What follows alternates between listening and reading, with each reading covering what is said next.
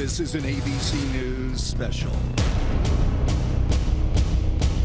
Tonight, our country is being run by incompetent people. After Iowa, everything changed. God bless the great state of Iowa. Tonight we have taken the first step, but an important step. Now, just days before New Hampshire. New Hampshire, we love New Hampshire. Cast their first votes. We don't need more of the same solution. We have to win the presidency. We have to come together as a country. For your next president. You're going to be calling me Mr. President. The Republicans face off. And this time, the front runner is here. It'll be huge. The top 7 candidates all in one room.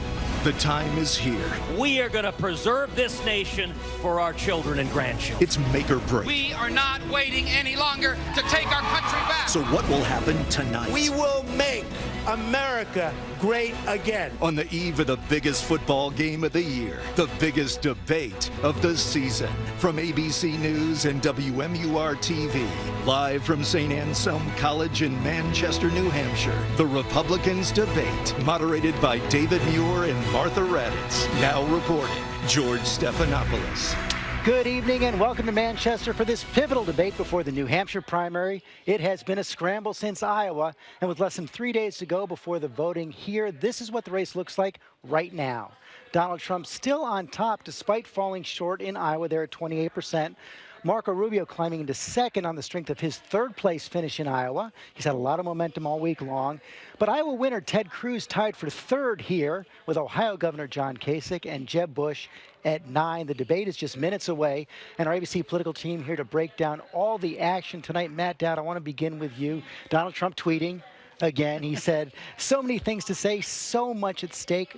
So much at stake, especially for Donald Trump. He saw his lead evaporate in Iowa after skipping the debate. He can't afford to have that happen again. No, and the surprise wasn't that he tweeted. The surprise was that he didn't attack somebody in the tweet that came in. I'm amazed, actually, about the tone of that tweet. It's so different. He seems more excited about this debate than the time he got his name on the first building that he put together.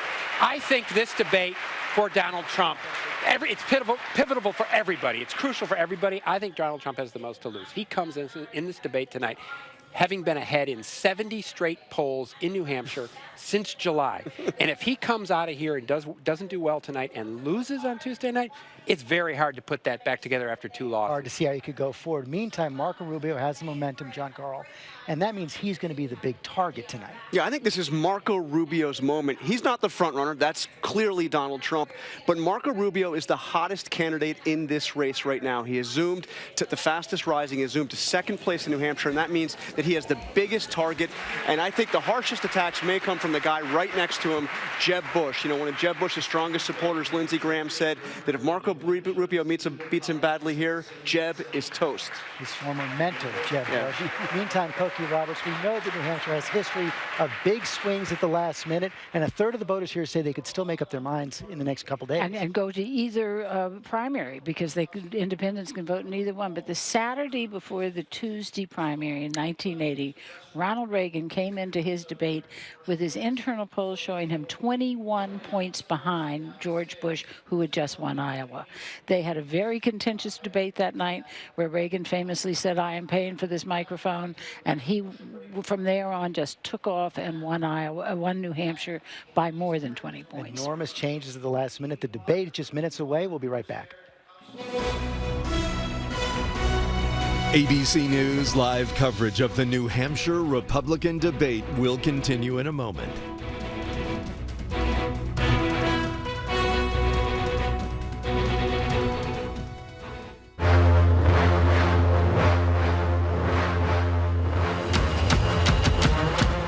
My favorite thing to do on the day of the debate is play Plants vs. Zombies on my iPhone. Siri, what questions will David Muir be asking at the New Hampshire debate? I normally call my mom to get advice. I'm ready. I take these hundreds of pieces of paper. They have all the advice that people have given me and light them on fire. I try to talk to every single voter in New Hampshire. Get those teleprompters out of here. We're going to have some fun. Candidates going through some of their pre-game prep with the Independent Journal Review, and I'm here now with two pros who've been in those war rooms. Bill Kristol, now editor of the Weekly Standard, our analyst Donna Brazil, former campaign manager for Al Gore. And Bill, what are you watching for tonight? Above all, Donald Trump, the man who was not there in Iowa. At that point, he was riding so high. Remember this? Some of us thought, well, it's probably a mistake for you not to show up at the debate a couple of days in the state before the caucus. And oh, no, Trump has changed all the rules of the game. He's decided it's a good idea to show up for debates. But there's a lot of pressure on him in a way there wasn't really, I think, so much in the debates in October, November, December. Yeah, he's never had that kind of pressure before. Meanwhile, on the Democratic side, Donna, we saw the two Democrats, Bernie Sanders and Hillary Clinton, really going at it the other night in their debate. Bernie's got about a double-digit lead here right now, and they set the themes for what could be a long campaign going forward. There's no question that Senator Sanders is not just what I call the next-door neighbor. He's the favorite son of progressive and liberals in the state. But Hillary Clinton is not giving up. She knows she has to close the gap with young people. She's out there with one message to young people, and that is, I'm going to fight for you. I'm going to stand up for you. We're expecting a big turnout of Democrats on Tuesday.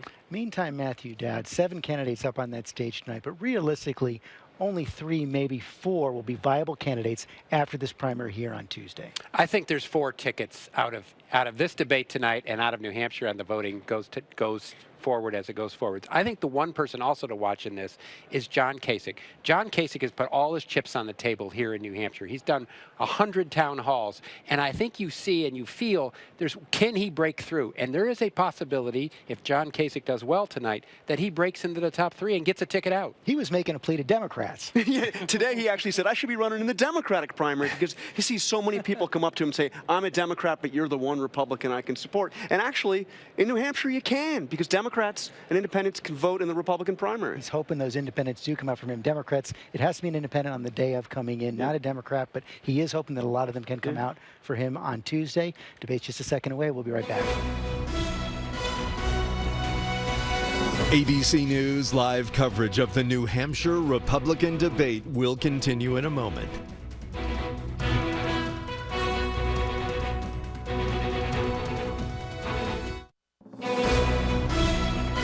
Another presidential debate. I don't think this one would be very good, Lindsay. Why is that, John? Because we're not in it. Lindsey Graham and John McCain both gave it their best, but now it's time for the 7 candidates on the stage. So I'm going to send it down to my colleagues, Martha Raddatz and David Muir. Take it away, guys. Thank you, George, and welcome to you at home and to our audience here of more than 1,000 New Hampshire voters. Martha and I, along with our partners, WMUR-TV and the Independent Journal Review, are honored to be here at St. Anselm College in Manchester. The candidates are all here, and the New Hampshire Republican debate starts now. The time is here. It's make or break. Starting now, the Republicans debate. Live from St. Anselm College in Manchester, New Hampshire, David Muir and Martha Raddatz. Good evening again, everyone. This is the first time since Iowa and the only time before the New Hampshire primary that the Republican candidates will have the opportunity to face each other. The people of Iowa have been heard. Now it's New Hampshire's turn. In just 3 days, voters here will decide who they think should be the Republican nominee for president. Questions of leadership and character have dominated the news ever since the Iowa caucuses a few days ago. Here with us to question the candidates this evening are Josh McKelvin from WMUR here in Manchester and author and commentator Mary Catherine Ham. So let's welcome the candidates for the Republican nomination for president. New Jersey Governor Chris Christie.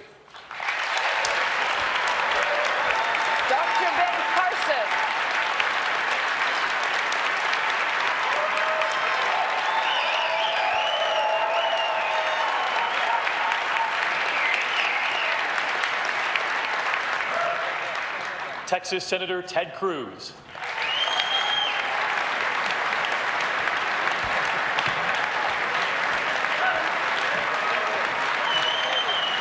Businessman Donald Trump.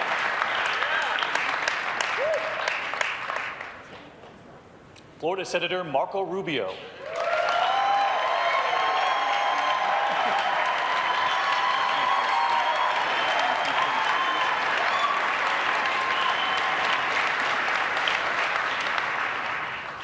Former Florida Governor Jeb Bush.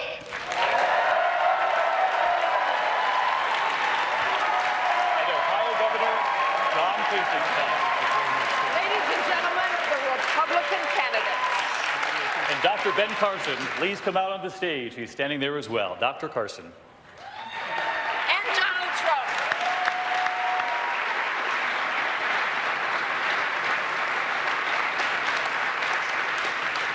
And lastly, we welcome back to the debate stage Donald Trump.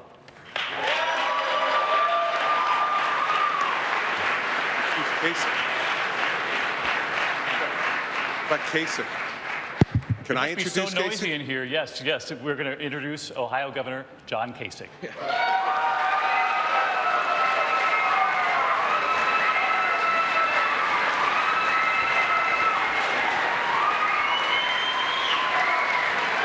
The applause so loud here in the hall. The applause so loud you couldn't hear, we couldn't hear either. That's a good sign for the excitement this evening. Gentlemen, thank you for being here tonight, just days before voters here in New Hampshire make their decisions. The rules are simple and have been agreed to by all the campaigns. There will be 60 seconds to answer, and if another candidate is mentioned in that answer, that candidate will have 30 seconds to respond. There are green, yellow, and red lights that each candidate will see to signal when time is up, and they will also hear this sound. So let's get started. We welcome you all to the debate stage here tonight. We're going to tackle the issues Americans are most concerned about: the economy, ISIS, homeland security, and here in New Hampshire, some of the most heated rhetoric yet over who is best suited to step in on day one, who has the experience, who has the temperament to be commander-in-chief. Mr. Trump, Senator Cruz has said about you right here in New Hampshire this week, quote, "I don't know anyone who would be comfortable with someone who behaves this way, having his finger on the button. Reliable to wake up one morning, and if he were president, he would nuke Denmark," saying, quote, "That's not the temperament of a leader to keep this country safe." I wanted to give you the opportunity to respond to this and to tell the American people tonight why you do have the temperament to be commander-in-chief. I actually think I have the best temperament. I built a massive corporation. I employ thousands and thousands of people. I've gotten along with people for years and years, have tremendous relationships with many people, including politicians on both sides. And no matter how you cut it, when I came out, I hit immigration. I hit it very hard. Everybody said, oh, the temperament, because I talked about illegal immigration. Now everybody's coming to me. They're all trying to say, oh, well, he's right. We have to come to him. I hit other things. I talked about Muslims. We have a problem. Nobody else wanted to mention the problem. I brought it up. I took a lot of heat. We have to have a temporary something because there's something going on that's not good. And remember this, I'm the only one up here. When the war of Iraq, I was the one that said, don't go, don't do it. You're going to destabilize the Middle East. So I'm not one with a trigger. I'm not one with a trigger. Other people up here, believe me, would be a lot faster. But I'll build the military stronger, bigger, better than anybody up here, and nobody's going to mess with us. That I can tell you. Mr. Trump, thank you. I want to bring this back to Senator Cruz then, because, Senator, you did say of Trump's behavior this week, that's not the temperament of a leader to keep this country safe. Why not? Well, you know, David, the assessment the voters are making here in New Hampshire and across the country is they're evaluating each and every one of us. They are looking to our experience. They're looking to our knowledge. They're looking to our temperament and judgment. They're looking to our clarity of vision and our strength of resolve. The world is getting much more dangerous. We've had 7 years with Barack Obama in the Oval Office, a commander-in-chief that is unwilling even to acknowledge the enemy we're facing. This is a president who, in the wake of Paris and the wake of San Bernardino, will not even use the words radical Islamic terrorism, much less focus on defeating the enemy. I am convinced every individual standing on this stage would make a much better commander-in-chief than Barack Obama or Hillary Clinton or Bernie Sanders. And the primary voters are making the assessment for each of us who is best prepared to keep this country safe, to rebuild the military, to rebuild our Navy, our Air Force, our Army, our Marines, and to ensure that we keep America safe. Senator Cruz, I did ask about Mr. Trump. You said he doesn't have the temperament to be commander-in-chief. Do you stand by those words? I think that is an assessment the voters are going to make, and they're going to make it of each and every one of us. They are going to assess who is level-headed, who has clear vision, who has judgment, who can confront our enemies, who can confront the threats we face in this country, and who can have the judgment when to engage and when not to engage. Both are incredibly important for a commander-in-chief, knowing how to go after our enemies.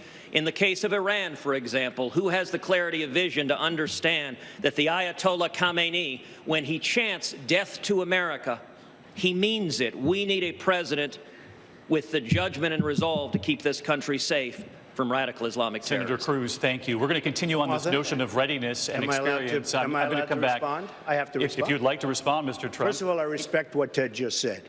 But if you noticed, he didn't answer your question. And that's what's going to happen.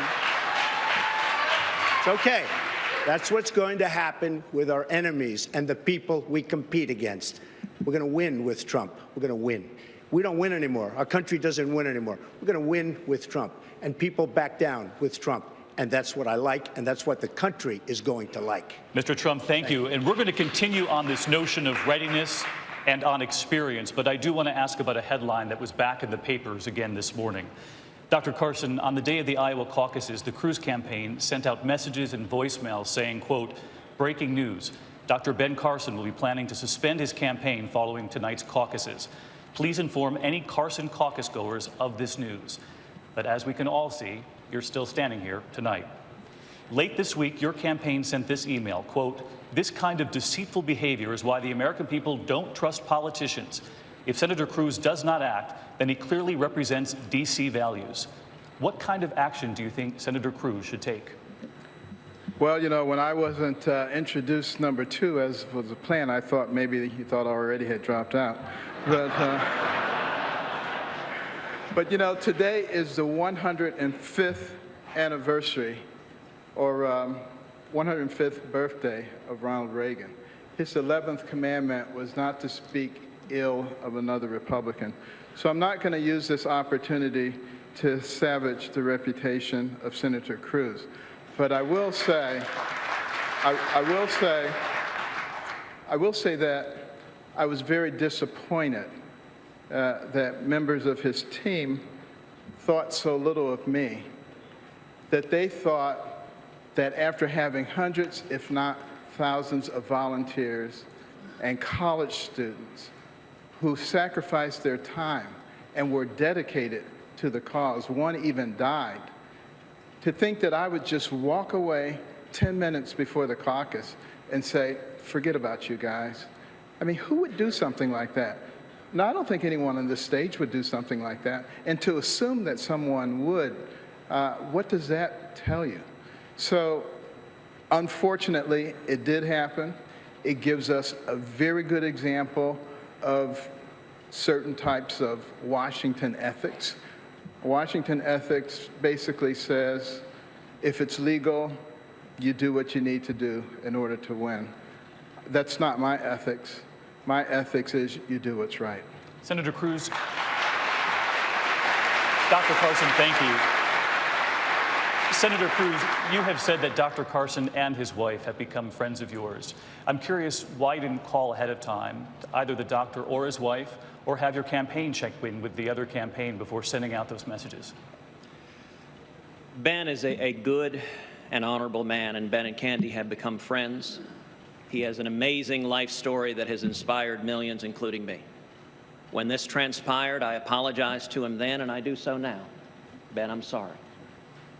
Let me tell you the facts of what occurred for those who are interested in knowing. On Monday night, about 6:30 p.m., CNN reported that Ben was not going from Iowa to New Hampshire or South Carolina. Rather, he was, quote, taking a break from campaigning. They reported that on television. CNN's political anchors, Jake Tapper and Dana Bash and Wolf Blitzer, said it was highly unusual and highly significant.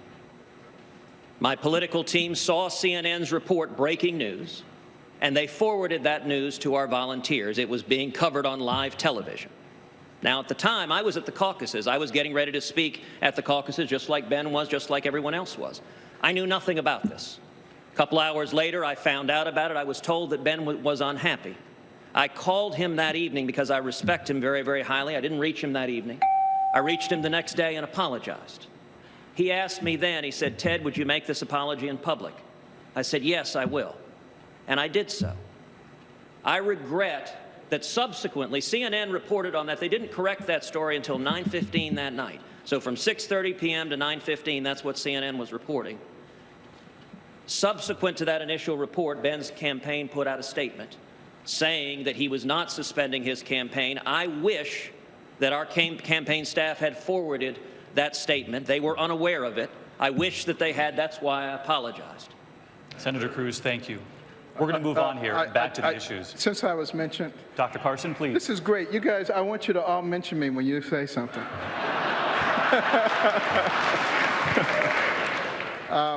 In fact, the timeline indicates that that initial tweet from CNN was followed by another one within 1 minute that clarified that I was not dropping out. So what happened to that one, it is unclear.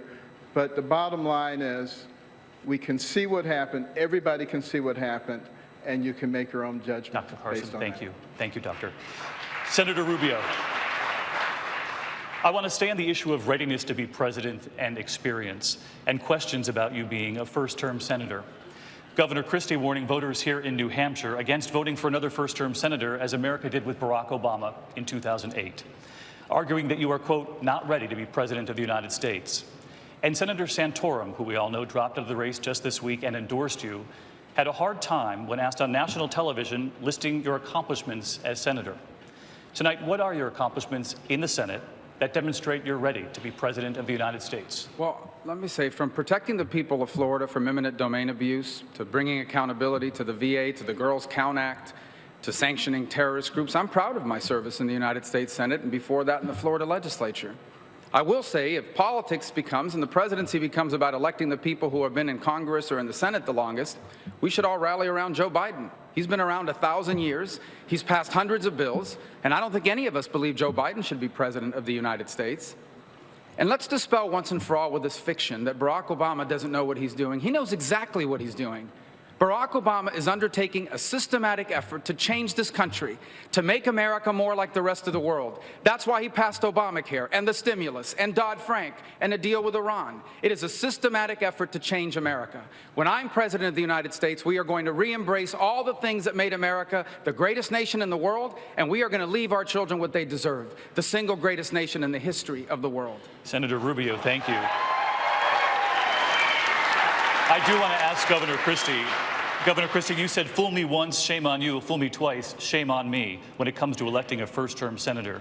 You heard Senator Rubio make the case that he does have the experience. Your response? Sure. First, let's remember something. Every morning when a United States senator wakes up, they think about what kind of speech can I give or what kind of bill can I drop. Every morning when I wake up, I think about what kind of problem do I need to solve for the people who actually elected me. It's a different experience. It's a much different experience. And the fact is, Marco, you shouldn't compare yourself to Joe Biden, and you shouldn't say that that's what we're doing. Here's exactly what we're doing. You have not been involved in a consequential decision where you had to be held accountable. You just simply haven't. And the fact is,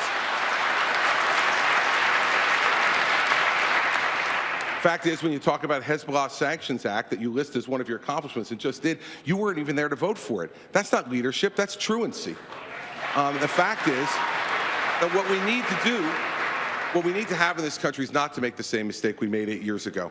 Fact is, it does matter when you have to make decisions and be held accountable for them. It does matter when the challenges don't come on a list of a piece of paper of what to vote yes or no every day, but when the problems come in from the people that you serve. I like Marco Rubio, and he's a smart person and a good guy, but he simply does not have the experience to be president of the United States and make these decisions. We've watched it happen, everybody. For the last 7 years, the people of New Hampshire are smart. Do not make the same mistake again. If I may respond, thank you. Senator Rubio. Well, I think the experience is not just what you did, but how it worked out. Under Chris Christie's governorship of New Jersey, they've been downgraded 9 times in their credit rating. This country already has a debt problem. We don't need to add to it by electing someone who has experience at running up and destroying the credit rating of his state. But I would add this. Let's dispel with this fiction that Barack Obama doesn't know what he's doing. He knows exactly what he's doing. He is trying to change this country. He wants America to become more like the rest of the world. We don't want to be like the rest of the world. We want to be the United States of America. And when I'm elected president, this will become once again the single greatest nation in the history of the world, not the disaster Barack Obama has imposed upon us. Senator Rubio, thank you. I do want to bring in Governor Bush on this because you've made this. Excuse me. If you'd like to respond to the economic. I think he directly mentioned me in my record in there, so I think I get a chance to respond. You see, everybody, I want the people at home to think about this. That's what Washington, D.C. does. The drive-by shot at the beginning with incorrect and incomplete information, and then the memorized 25-second speech that is exactly what his advisors gave him. See, Marco, the thing is this. When you're president of the United States, when you're a governor of a state, the memorized 30-second speech where you talk about how great America is at the end of it doesn't solve one problem for one person. They expect you to plow the snow. They expect you to get the schools open. And when the worst natural disaster in your state's history hits you, they expect you to rebuild their state, which is what I've done. None of that stuff happens on the floor of the United States Senate. It's a fine job. I'm glad you ran for it. But it does not prepare you for president of the United States.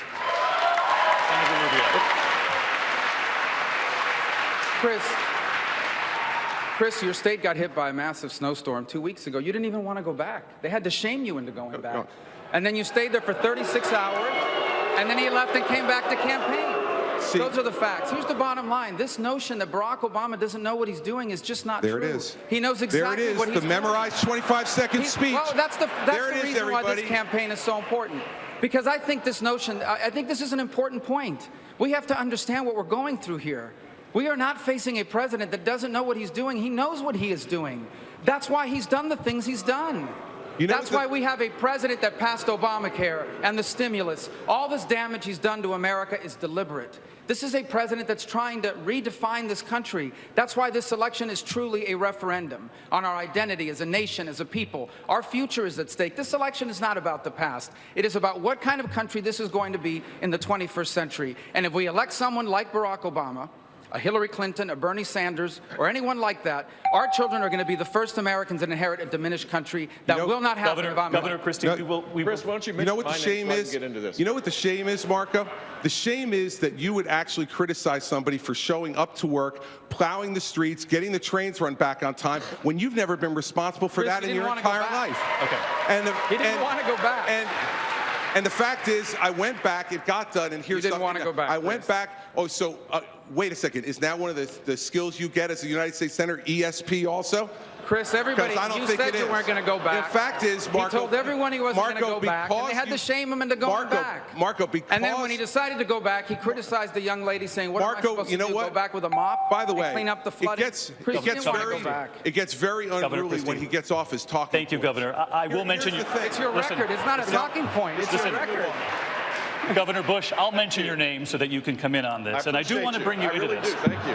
I want to bring you in on this because you've made this central to your campaign right here in New Hampshire in the last couple of days. But 4 years ago, you said of Senator Rubio, he was ready to be vice president. You spoke of his experience as well. You said he has the fortitude to be a good president. But just this week, you said Senator Rubio accomplished, quote, nothing in the Senate. How do you square the two? Well, first of all, he said the exact same thing about me, that I would make a great vice presidential nominee when Mitt Romney was considering. I said the same thing about Marco. I think we were both right at the time, and Mitt picked somebody else. So let's move on to the 2016 race. Who has the leadership skills? Who has the leadership skills to lead? And I'm proud of the fact that I have 12 Medal of Honor recipients, over 30 admirals and generals that believe that I would be a steady hand as commander-in-chief, that I served as governor of the state of Florida, where we cut taxes and reduced government. I took on very powerful interests, forged consensus, fought for my beliefs, implemented them. The state was better off. We had 8 hurricanes and 4 tropical storms in 16 months. The whole state was turned upside down. It required a steady hand. Leadership, you learn this. You learn it by doing it. It's not something that you show up and on the job do it. It's not to say, look, let's be clear. Marco Rubio is a gifted politician. And he may have the skills to be a president of the United States. But we've tried it the old way with Barack Obama, with soaring eloquence, and we didn't get a leader, we got someone who wants to divide the country up. The next president is going to have to forge consensus to bring about a set of common purposes so that we can move forward again. We're going to continue with leadership now, and Marco. Senator Cruz, you are a first-term senator as well. Your opponents say you, like Senator Rubio, are not prepared to be commander-in-chief. You have talked tough about threats we face in the Mideast. It was reported just moments ago that the North Koreans test-launched an intercontinental ballistic missile. North Korea has nuclear weapons and conducted another nuclear test just last month. The missile that was launched is the kind the North Koreans hope could someday carry a nuclear weapon capable of reaching the United States. How would you respond if Commander-in-Chief to that launch? Well, I would note initially the fact that we're seeing the launch, and we're seeing the launch from a nuclear North Korea, is the direct result of the failures of the first Clinton administration. The Clinton administration led the world in relaxing sanctions against North Korea. Billions of dollars flowed into North Korea in exchange for promises not to build nuclear weapons. They took those billions and built nuclear weapons. And I would note also the lead negotiator in that failed North Korea sanctions deal was a woman named Wendy Sherman, who Barack Obama and Hillary Clinton promptly recruited to come back to be the lead negotiator with Iran. So what we are seeing with North Korea is foreshadowing of where we will be with Iran. With respect to North Korea and what we should do now, one of the first things we should do is expand our missile defense capacity. We ought to put missile defense interceptors in South Korea. South Korea wants them. And one of the real risks of this launch, North Korea wants to launch a satellite. And one of the greatest risks of the satellite is they would place a nuclear device in the satellite as they would orbit around the Earth, and as it got over the United States, they would detonate that nuclear weapon and set off what's called an EMP, an electromagnetic pulse, which could take down the entire electrical grid on the eastern seaboard, potentially killing millions. We need to harden the grid to defend ourselves, and we need missile defense to protect ourselves against North Korea. Well, let me ask you this. If you were Commander-in-Chief tonight, would you have ordered the U.S. military to destroy that missile preemptively on the launch pad to prevent North Korea from becoming an even graver threat? You know, at this point, I'm not going to speculate on that without the intelligence briefing that any commander-in-chief would have, knowing what exactly is there. One of the real problems... Senator Cruz, let me tell you this. You have talked tough about the Mideast. You haven't gotten those intelligence briefings about that. Why not tell us whether you would preemptively strike a missile on a launch pad that threatens the U.S.? Actually, with respect, I have gotten the intelligence briefings on the Mideast. Those have been going on for many years. I haven't gotten the intelligence briefing tonight on what North Korea is doing because I'm here in New Hampshire. And when you're responding to an immediate incident, you need to know the intelligence of what's occurring. But what I was saying, look, it is qualitatively different dealing with a country once they have nuclear weapons. It's why you prevent them from getting nuclear weapons in the first place, because your hands are somewhat tied once they have nukes. It's why this Iranian nuclear deal is so catastrophic, and it's why I pledged on the very first day in office to rip to shreds this Iranian nuclear deal, so we're not sitting here in 5 years wondering what to do about an Iranian missile launch when they have nuclear weapons. The stakes are too high for that. Okay, Senator Cruz, I will say that missile has been sitting there for quite some time, and they have had eyes on it. Martha, just to clarify on that point, because he's right, and one more thing to point, it is standard procedure of the United States to shoot down those missiles once launched if they pose a threat to civilians, land, or ships. Senator Rubio, I'm talking about a preemptive strike on the launch pad. No, I understand, and but I think it's important to note that it is, and Senator Cruz, I think, was alluding to this as well, it is the standard procedure of the United States, if in fact those missiles pose a threat to land, civilians, our allies, or any of our assets, to shoot down that missile in mid-flight. I understand your question was about a preemptive strike, but my point is that there is in place now contingencies to avoid any sort of that strike from going errant and destroying any assets of the United States or implicating or hurting any of our allies or any of our assets in the region. Okay, thank you, Senator Rubio. Governor Kasich, how would you respond to tonight's launch? Well, we've got to step up the pressure. And by the way, I've got to say, after being here, every one of my 100 town hall meetings in New Hampshire were a lot more fun than what I saw here today. We're so much more positive.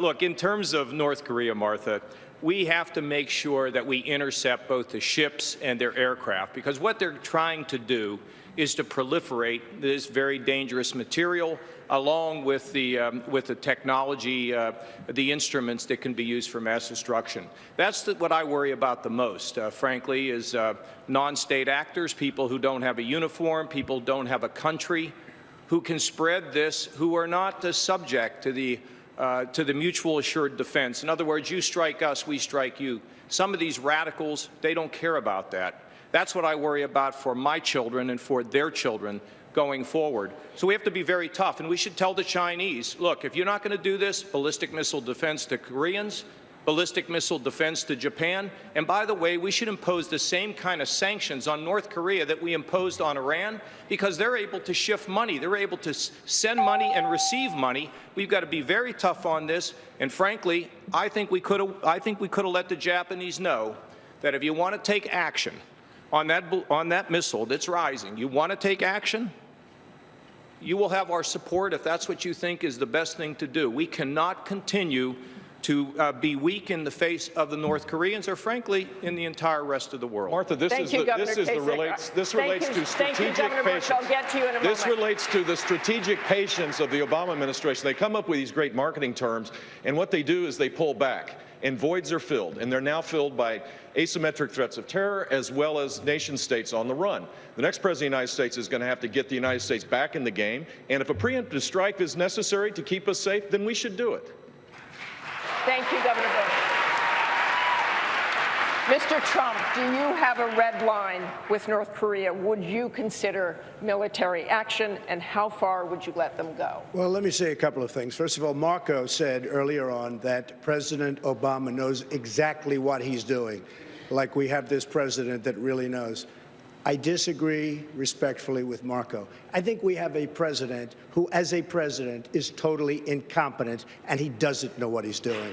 I think he has no idea what he's doing, and our country is going to hell. So I just want to say we disagree on that. Is that okay? Yeah, I got mentioned. Good. Can I respond? And I'd like you to finish the question, please. As to North Korea, we have has been just sucked out of our country by China.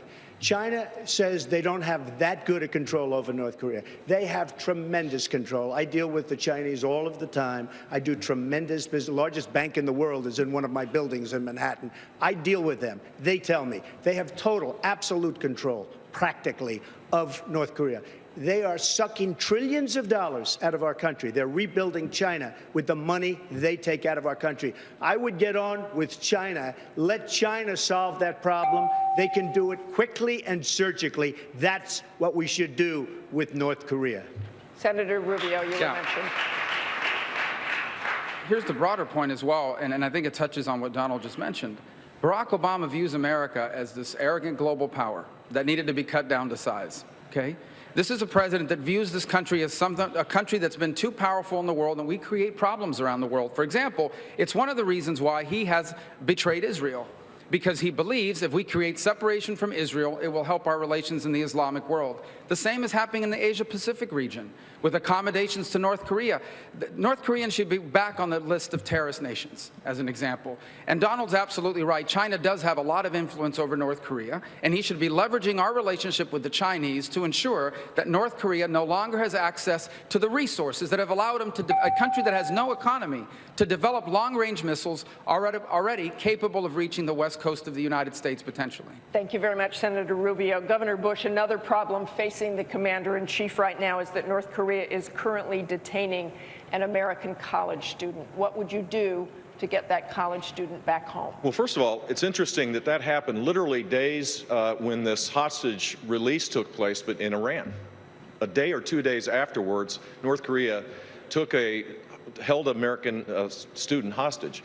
I think it's when we send a signal of weakness, when we're negotiating to release people that committed crimes in our country for people that didn't commit crimes that are held hostage in Iran. We saw the shameful treatment of our sailors, that this creates weakness, sends a signal of weakness around the world. The next president of the United States is going to have to get back in the game, where the United States' word matters, where we back up our allies, where we don't send signals of weakness. We need to use every influence possible to get this student back. And I think John is right about this. There are crippling sanctions that are available as it relates to the 2 or 3 banks that North Korea uses to use its illicit trade. And we ought to reestablish those sanctions, not just because of the student, but because of their actions that they're taking right now as it relates to building this missile capability. Governor Christie, I want to go to you on the same question. Martha, Would you negotiate with North Korea? No, let's make something very clear. I learned 7 years as a federal prosecutor in dealing with types of situations like we're talking about in North Korea, where criminals take people hostage. You never pay ransom to the criminals, ever. You never pay ransom to the criminals. Everyone out at home watching tonight understands that principle. And so what you need to do is to engage in a much different way with these folks. They do not understand anything but toughness and strength. And we need to engage the Chinese to deal with the North Koreans, but we also need to make sure that they understand there's a commander-in-chief who will not pay ransom for any hostage. This president and his former Secretary of State are for paying ransom for hostages. When you do that, you endanger even more Americans around the world to be the subject of this type of hostage-taking and illegal detention. You need a strong commander-in-chief who will look these folks in the eye and say, we will not put up with this, and we will take whatever actions we need to take, not only to get our people home safely, but to swiftly and surely punish those who believe they can violate the law and violate Americans' sovereign rights to travel the world freely and safely. This is unacceptable, and this is why this president is so weak, and why the Secretary of State, who's embracing a third Barack Obama term, would be even weaker. Thank you very much, Governor Christie. David. Martha, we're going to turn to immigration now, and I want to bring in Governor Kasich, because you told us in an ABC interview, Governor, quote, it is completely ridiculous to think that we're going to go into neighborhoods, grab people out of their homes, and ship people back to Mexico. Adding, quote, that's not where the party is. The party is not for deporting 11.5 million people. But Mr. Trump and Senator Cruz, who've made deportation central to their campaigns, top the national polls. So my question for you, are you not where the voters are? Well, you know, David, I've spent a lot of time here in this state, as I mentioned earlier, and we have to have practical solutions, just like we were just talking about a few minutes ago on North Korea. Look, the situation is we need to finish the border. It has to be completed. Just like we lock our doors at night, the country has to be able to lock its doors. And we can have a guest worker program where people can come in and out in an orderly way. And then for the 11.5 million that are here, if they have not committed a crime since they've been here, I believe they ought to pay some back taxes, pay a fine, never get on the path to citizenship, but get legalization. It is not, I couldn't even imagine how we would even begin to think about taking a mom or a dad out of a house when they have not committed a crime since they've been here, leaving their children in the house. I mean, that is not, in my opinion, the kind of values that we believe in. And secondly, I think at the end of the day that Americans would support a plan like this. I think Congress would pass a plan to finish the border, guest worker, pay a fine, a path to legalization, and not citizenship. And we've got to get this done. And I will tell you this. Within the first 100 days that I am president, I will put that proposal to the Congress, and I will tell you, as a former congressman and an executive in Ohio, I can promise you that I believe you'll get the votes to pass that, and we can move on with that issue and protect our border. Governor Kasich, thank you. I want to bring this next to Senator Cruz. You heard what the governor said. He said we need practical solutions. And you've said, I don't intend to send jackboots to knock on doors. That's not how we enforce the law for any crime. So what is your plan? How will you deport 11.5 million undocumented people? And be specific. How would you do it? So in terms of a practical solution, I've laid out the most detailed plan for solving illegal immigration. It's 11 pages, single-spaced, chapter and verse. It's on our website, tedcruz.org. In short, what we're going to do, we're going to build a wall. We're going to triple the Border Patrol. We're going to increase, and actually, since Donald enjoyed that, I will simply say I've got somebody in mind to build it. We're going to increase fourfold the fixed-wing and rotary-wing aircraft, so that you have technology monitoring an attempted incursion to direct the boots on the ground where they're occurring. We're going to put in place a strong E-Verify system in the workplace, so you can't get a job without proving you're here legally. We'll put in place a biometric exit-entry system on visas, because 40% of illegal immigration comes not over the border illegally, but people coming on visas and overstaying. We will end sanctuary cities by cutting off taxpayer dollars to any jurisdiction that defies federal immigration law. And we will end welfare benefits for those here illegally. But let me just ask you this, though, because Governor Kasich was talking about the families and what you do with the families that you'd have to send home. Can you tell the American people tonight how you would do that? What you do is you enforce the law. You know, under the Constitution, the president has an obligation to, quote, take care that the laws be faithfully executed. Federal immigration law provides if someone is here illegally and is apprehended, they are to be deported.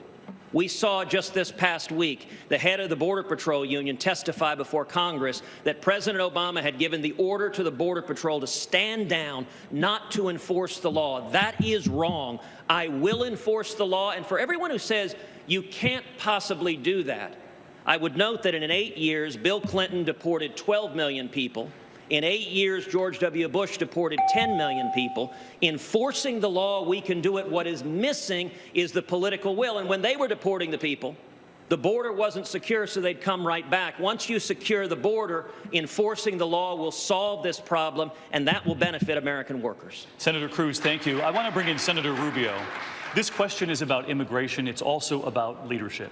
You're aware of the criticism from many candidates on this stage tonight that you co-authored the so-called Gang of Eight bill that would have created a path to citizenship for people here illegally.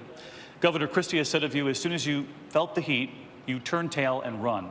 Governor Bush has said, I don't think we need people cutting and running anymore. Did you fight for your own legislation, Senator, or did you run from it? Here's the bottom line. We can't get that legislation passed. The American people will not support doing anything about people that are in this country illegally until the law is enforced first, and you prove it to them. This has been abundantly clear. Every effort over the last 10 years to do those comprehensively has failed. And it has failed because the American people have zero trust that the federal government will enforce our laws. And that's why since then I have said repeatedly, if you are serious about immigration reform, then the key that unlocks the door to being able to do that is not just to pass a law that says it's going to enforce the law, but to actually do it. To hire the 20,000 new border agents, to finish the fencing and walls, to put in place mandatory E-Verify, to put in place an entry-exit tracking system to prevent visa overstays. And once that's in place and that's working, I believe the American people will support a very reasonable but responsible approach to people that have been here a long time, who are not dangerous criminals, who pay taxes and pay fines for what they did. But until then, none of that is going to be possible. But I'm asking, did you fight for the legislation at the time, or did you run from it as your... Well, the legislation passed, but it has no support. In essence, it couldn't pass in the House. It will never pass in the United States until we secure the border, and it's not the way we're going to do it when I'm president. When I am president, we are going to enforce the law first, prove to people that illegal immigration is under control, and then we'll see what the American people are willing to support when it comes to people that are not criminals, who have been in this country for a long time, and who otherwise would like to stay. Governor Christie? Yeah, David, I'd just like you to listen again, everybody. This is the difference between being a governor who actually has to be responsible for problems and not answering a question. The question was, did he fight for his legislation? It's abundantly clear that he didn't. It's abundantly clear that he didn't fight for the legislation. When the teachers union attacked me with $20 million of ads because I wanted to reform teacher tenure, I fought them and fought them and fought them, and I won. When people wanted to raise taxes in my state, a Democratic legislature, and threatened to close down the government, I told them, fine. Close down the government, I'll get in my cars, head to the governor's mansion, order a pizza, open a beer, and watch the Mets. You can call me when the government reopens. And guess what they didn't do? They didn't pass a tax increase because I vetoed it, and they never closed the government because they knew I would fight for what I believed in. The fact of the matter is, a leader must fight for what they believe in, not handicap it and say, well, maybe since I can't win this one, I'll run. That's not what leadership is. That's what Congress is. Governor, thank you. Senator Rubio. Leadership is ultimately about solving the problem. And the approach that was tried and has been tried now repeatedly over 10 years to do this comprehensively all at once in a massive piece of legislation has no chance of passage. It is not leadership to continue to try something that has no chance of happening. I want to make progress on this issue. It has been discussed now for 30 years and nothing ever happens. And I am telling you that the only way forward on this issue that has any chance of happening, meaning gaining the support of the American people, you cannot do this without the support of the American people, is an approach that begins by proving that once and for all, illegal immigration is under control. Senator Rubio, thank you. We want to turn to health care in this country, and for that, author and commentator Mary Catherine Ham tonight. Mary Catherine? Thanks, David. Good evening, guys. Good evening. Mr. Trump. Yes. In the Democratic primary, Hillary Clinton has criticized Bernie Sanders' plan for single-payer government health care, noting it would require big, across-the-board tax increases for Americans. In doing so, she's doubling down on Obamacare, despite its persistent unpopularity. Mr. Trump, you have said you want to repeal Obamacare. You've also said, quote, everybody's got to be covered, adding, quote, the government's going to pay for it. Are you closer to Bernie Sanders' vision for health care than Hillary Clinton is? I am. I think I'm closer to common sense. We are going to repeal Obamacare. We are going to repeal Obamacare. We are going to replace Obamacare with something so much better. And there are so many examples of it. And I will tell you, part of the reason we have some people laughing because you have insurance people that take care of everybody up here. I'm a self-funder. The only one they're not taking care of is me. We have our lines around each state. The insurance companies are getting rich on Obamacare. The insurance companies are getting rich on health care and health services and everything having to do with health. We're going to end that. We're going to take out the artificial boundaries, the artificial lines. We're going to get a plan where people compete, free enterprise, they compete so much better. In addition to that, you have the health care savings plans, which are excellent.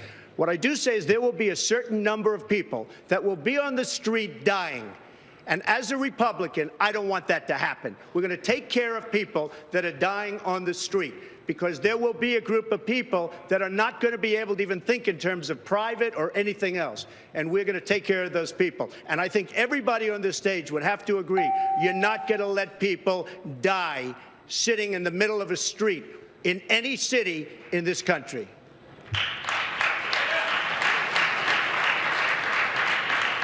Senator Cruz, to that point, Mr. Trump has said that your position on health care means that maybe you've got, quote, no heart. There is a question here, though, about uncovered folks. You suggested repealing and replacing Obamacare. As we learned with President Obama's broken promise that everyone could keep their plan, any major change in health care policy carries with it the risk that some people will lose their insurance coverage or have to change it. How do you reassure those people that repealing and replacing Obamacare is still in their best interest? Well, let me take two different parts of that. Let me start with socialized medicine. Socialized medicine is a disaster. It does not work. If you look at the countries that have imposed socialized medicine, that have put the government in charge of providing medicine, what inevitably happens is rationing. You have a scarcity of doctors, you have rationing, and that means the elderly are told, we're going to ration a hip replacement, we're going to ration a knee replacement, we're going to ration end-of-life care. We're right now heading into a medical system with about a 90,000 doctor shortage in America, and socialized medicine, whether proposed by the Democrats or proposed by a Republican, would hurt the people of this country. What should we do on health care? If I'm elected president, we will repeal every word of Obamacare. And once we do that, we will adopt common sense reforms. Number one, we'll allow people to purchase health insurance across state lines that will drive down prices and expand the availability of low-cost catastrophic insurance. We'll expand health savings accounts, and we will de-link health insurance from employment so that you don't lose your health insurance when you lose your job. And that way, health insurance can be personal, portable, and affordable, and we keep government from getting in between us and our doctors. Dr. Carson, you have some experience with this matter. In the past, you have said that Obamacare should be replaced before it's repealed. How and why? Well, thank you. I was hoping to get a chance to talk about North Korea. I was the only one who didn't get to do that, and I got some stuff to say about it, let me tell you. But at any rate, you have to replace it with something that makes sense. It doesn't make sense. And the reason that I dislike Obamacare is because the government comes in and it tells the people, which the nation is supposed to be centered on, that we don't care what you think. This is what we're doing. If you don't like it, too bad. That's a problem. And we can't afford to do that because that will fundamentally change America. I have proposed a health empowerment account system. Everybody gets a health empowerment account the day they are born. They keep it until they die. They can pass it on. We pay for it with the same dollars that we pay for traditional health care with, recognizing that we spend twice as much as many countries per capita on health care and don't have as much access. We give people the ability to shift money within their health empowerment account so that each family basically becomes its own insurance company without a middleman. That saves you an awful lot of money. And that will lower the cost of your catastrophic insurance tremendously, because the only thing coming out of that is catastrophic health care. And then in terms of taking care of the indigent, we have another whole system. And I can go ahead and explain it, but I don't have the time. But I'd be happy to if you give me some more time. But go to my website, bencarson.com, read about it. You can read about everything that's been discussed here in great detail. Thank you, Dr. Carson. David and Martha, back to you. Mary Catherine, thank you. We want to turn now to the issue of eminent domain, which is being debated right here in New Hampshire. And Josh McKelvin is the political director, the anchor of WMUR TV. Josh? Thank you, David, and good evening, candidates. Mr. Trump, you have said, quote, "I love eminent domain," which is the seizure of private property for the sake of the greater good, theoretically. You've tried to use the measure in business endeavors. You've said you'd support its use for the Keystone Pipeline project. Here in New Hampshire, a project, though, known as the Northern Pass, would bring hydroelectric power from Canada into the northeastern grid. Do you see eminent domain as an appropriate tool to get that project done? Well, let me just tell you about eminent domain, because almost all of these people, actually Chris has it, but so many people have hit me with commercials and other things about eminent domain. Eminent domain is an absolute necessity for a country, for our country. Without it, you wouldn't have roads, you wouldn't have hospitals, you wouldn't have anything. You wouldn't have schools, you wouldn't have bridges. You need eminent domain. And a lot of the big conservatives that tell me how conservative they are, I think I'm more than they are, they tell me, oh, well, they all want the Keystone Pipeline. The Keystone Pipeline, without eminent domain, it wouldn't go 10 feet, okay? You need eminent domain. And eminent domain is a good thing, not a bad thing. And what a lot of people don't know, because they were all saying, oh, you're going to take their property.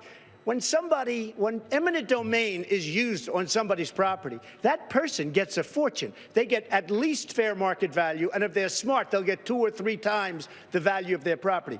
But without eminent domain, you don't have roads, highways, schools, bridges, or anything. So eminent domain, it's not that I love it, but eminent domain is absolutely, it's a necessity for a country, and certainly it's a necessity for our country. So would that be yes on the Northern Pass project? Josh, the difference between eminent domain for public purpose, as Donald said, roads and infrastructure, pipelines and all that, that's for public purpose. But what Donald Trump did was use eminent domain to try to take the property of an elderly woman on the Strip in Atlantic City.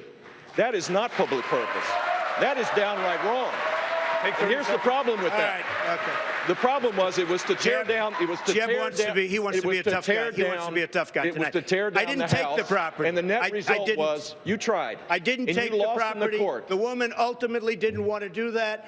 That is not true. And the it was simple great that fact I is, didn't. to turn this into a limousine parking lot for his casinos is not a public use. And in Florida, based on what we did, we made that impossible. It is part of our Constitution.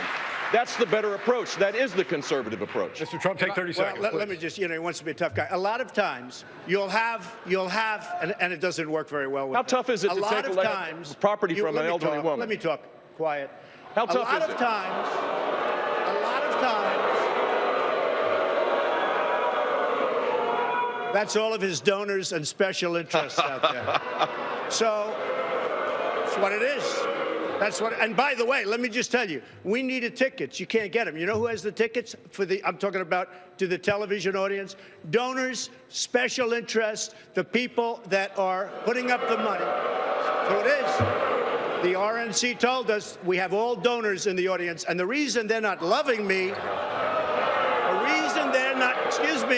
the reason they're not loving me is I don't want their money. I'm going to do the right thing for the American public. I don't want their money. I don't need their money. And I'm the only one up here that can say that. Eminent domain, the Keystone Pipeline, do you consider that a private job? I consider it a public use. No, let me ask you, Jeb. Do you consider the Keystone Pipeline private? Is it public or private? It's a public use. Oh, really? A public use? No, it's a private job. It's a public use. It's a private job. Established by the courts, federal, state courts. You wouldn't have the Keystone Pipeline that you want so badly without eminent domain. All right, exactly. You wouldn't have massive, excuse me, Josh, you wouldn't have massive factories without eminent domain. Gentlemen, we do have to move forward. Dave, Martha, back to you. Thank you. When we come back here tonight, jobs, ISIS, and what it means to be a conservative. The Republican debate continues right here from New Hampshire on ABC. We'll be right back.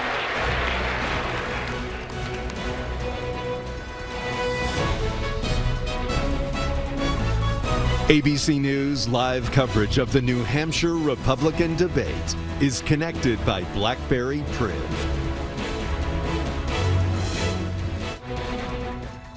Live from Manchester, New Hampshire, here again is George Stephanopoulos. Candidates taking a quick break. I'm here with John Carl right now. And boy, John, Marco Rubio came into this debate with a head of steam, ran right into Chris Christie. I have never seen Christie tougher in this race. I have never seen Marco Rubio more rattled. He repeated himself 3 times, precisely when Chris Christie's criticism was, you always repeat yourself with the same canned speech.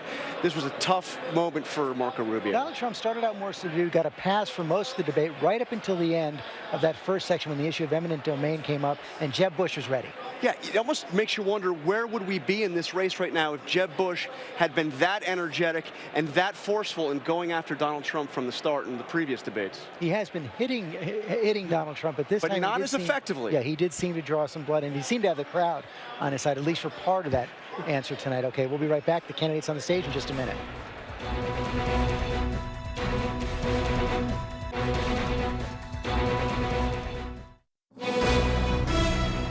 Live from St. Anselm College in New Hampshire, here again are David Muir and Martha Raddatz.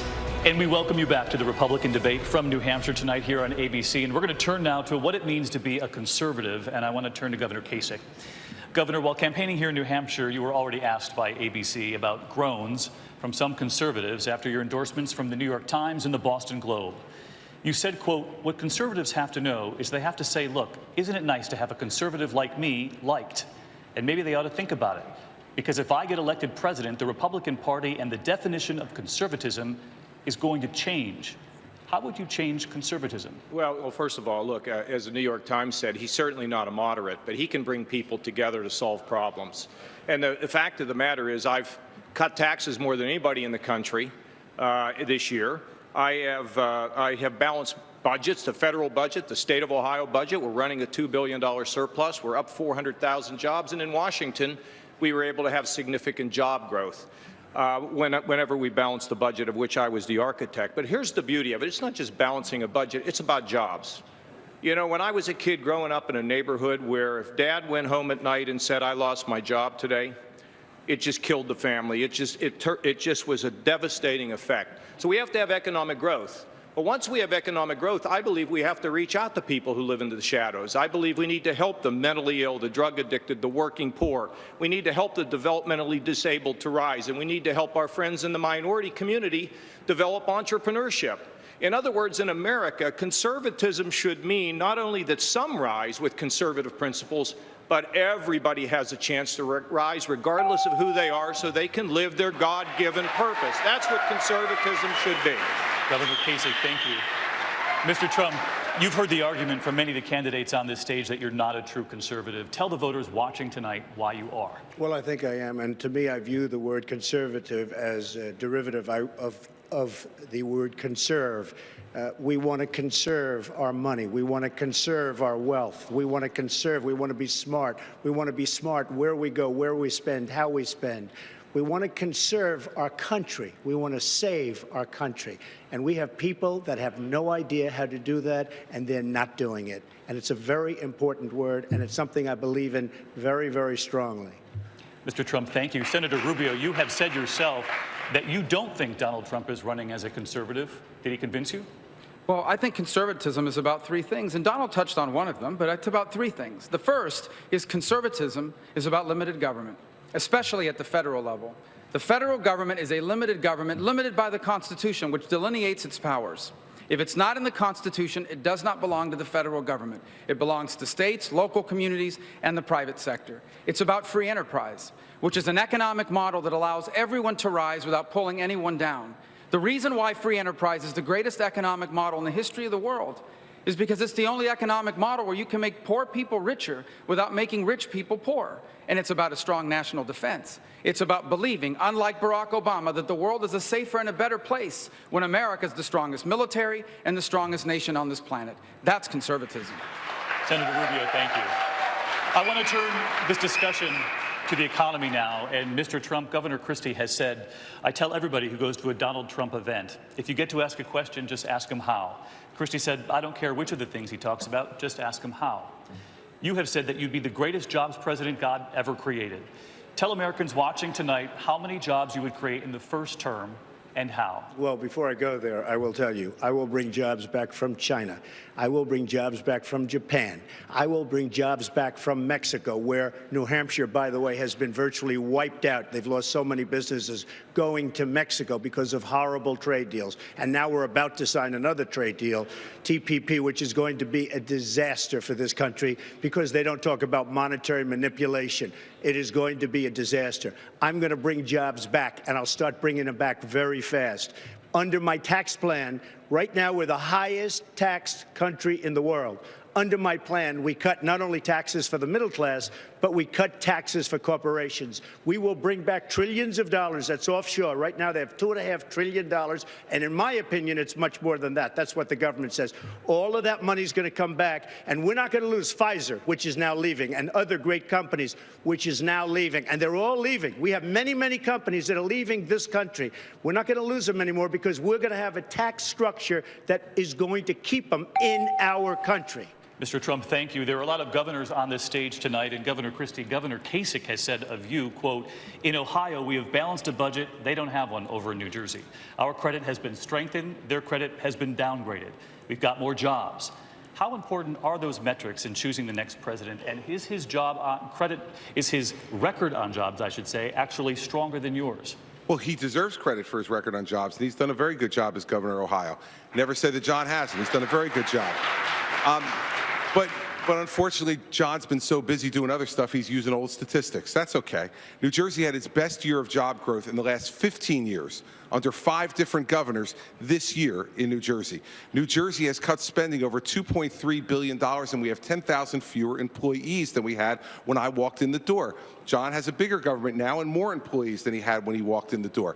But all that doesn't matter. What really matters is this: that executive experience really matters. You heard this on the stage tonight. We've heard it said on the stage that President Obama knows exactly what he's doing. I'd like to ask all the veterans listening out there tonight who are waiting in line for health care, who are literally dying because the Veterans Administration doesn't work. Do you think Barack Obama knows what he's doing?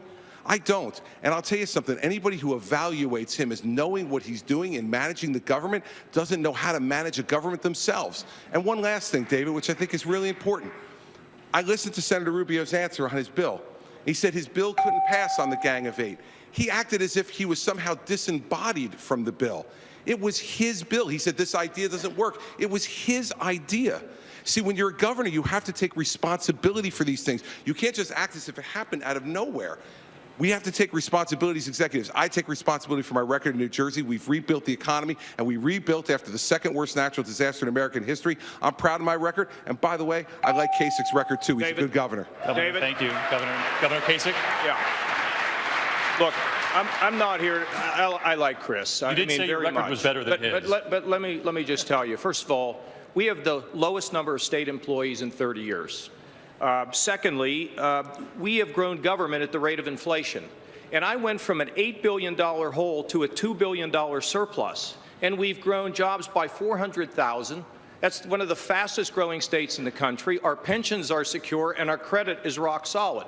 Now, I've learned that what makes things work, what gets the economy going, not just in Ohio, but in Washington. And it's 3 things: common sense regulations, which we have; lower taxes, which we have, the lowest tax cuts in the country; and thirdly, a fiscal plan to balance the budget. When you go from $8 billion in the hole to $2 billion in the black, when you cut taxes by $5 billion and you grow over 400,000 jobs, that is a record that I can take to Washington using the same formula that I used in Washington when I was part of the effort to balance the budget, to give us a surplus, and to create jobs. That's what I did, and I'll do it again in the first 100 days. I do want to turn from jobs to taxes. That was mentioned by Governor. If you'd like to respond to the governor, you can. I'm going to come to you next with the question anyway. You can respond in that question. Here's the going from jobs to taxes, and here's the poll number. Sorry, let me respond to that question. To the Gang of Eight bill first. Well, here's the response. I think anyone who believes that Barack Obama isn't doing what he's doing on purpose doesn't understand what we're dealing with here.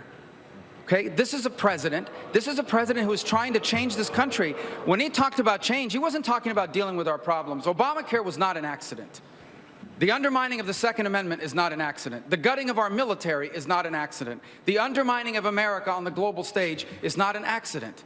Barack Obama is indeed trying to redefine this country. We better understand what we're dealing with here, because that's what Hillary Clinton and Bernie Sanders want to double down on if they are elected. The governor wasn't talking about the president. He was talking about the gang talked debate about bill. Barack Obama. But let me ask you about taxes, Yes. Senator Rubio. A recent poll, 68% of Americans favor raising taxes on people making more than $1 million a year. Are they wrong? I don't know of any problem in America that's going to be fixed with a tax increase. We have an economy today that is not creating jobs that pay enough. And one of the reasons why is because we have one of the most expensive business tax rates on the planet. Our combined business tax rate puts us among the highest in the industrialized world. And then on top of that, we are the only one that has a worldwide system of taxation, where an American company who makes money abroad has to pay taxes where they made the money, and then taxes a second time when they bring it back. The combination of these two things has stranded over $2 trillion, the equivalent of the size of the Russian economy. $2 trillion of American corporate money stranded overseas, combined with all of these inversions of companies leaving us. The solution to the problems we have today are not a tax increase. It is to lower our taxes on both people and on companies so that we can make America globally competitive again. Senator Rubio, thank you. I want to bring in Governor Bush. And Governor, I just want to repeat that number for you. 68% of Americans favor raising taxes on people making more than $1 million. What would you say to the people who believe that tonight? I'd like to see more millionaires. I think we need to grow more millionaires. We need to create a prosperity society where people can rise up.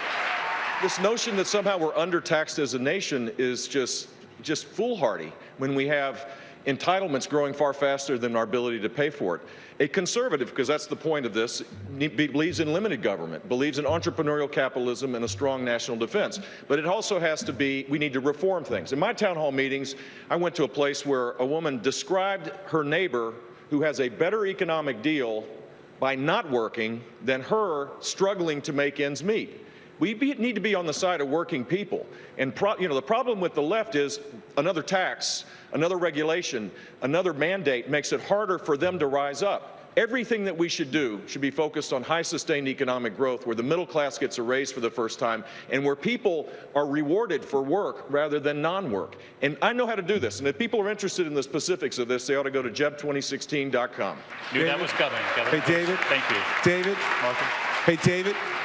I actually have experience with raising taxes on millionaires in my state. It was done. It was done by my predecessor. And I want everybody in the public who isn't at 68%, I want to tell you the truth. You're wrong. And here's why you're wrong. After New Jersey raised taxes on millionaires, we lost in the next 4 years $70 billion in wealth left our state. It left our state to go where it would be treated more kindly.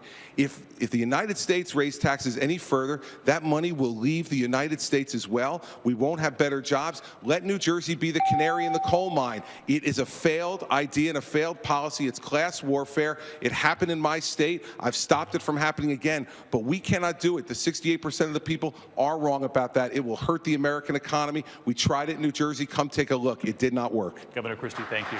Martha? Senator Cruz, you advocate what you call carpet bombing or saturation bombing to defeat ISIS, citing the more than 1,100 air attacks a day the U.S. carried out during the first Gulf War in 1991. Explain how a strategy to defeat a standing army would work against an unconventional terrorist group that is now hiding amongst the population.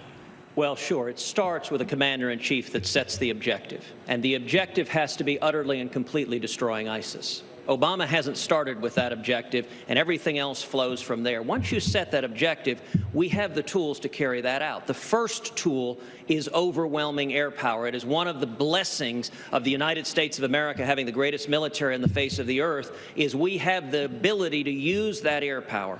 As you noted, the first Persian Gulf War, it was 1,100 air attacks a day.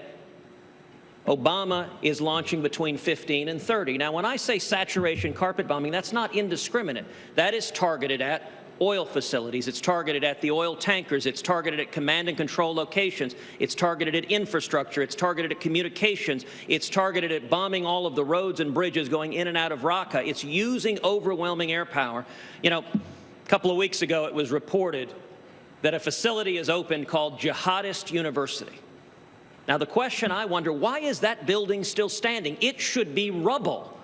And if you had a president, although I will say this, I would be willing to wait until freshman orientation before launching those bombs. Senator Cruz, would you like to expand or loosen the rules of engagement? I was just over in a command center in Erbil, and they said they thought the rules of engagement worked because you have so many civilians in those populated areas. They don't want to hit civilians.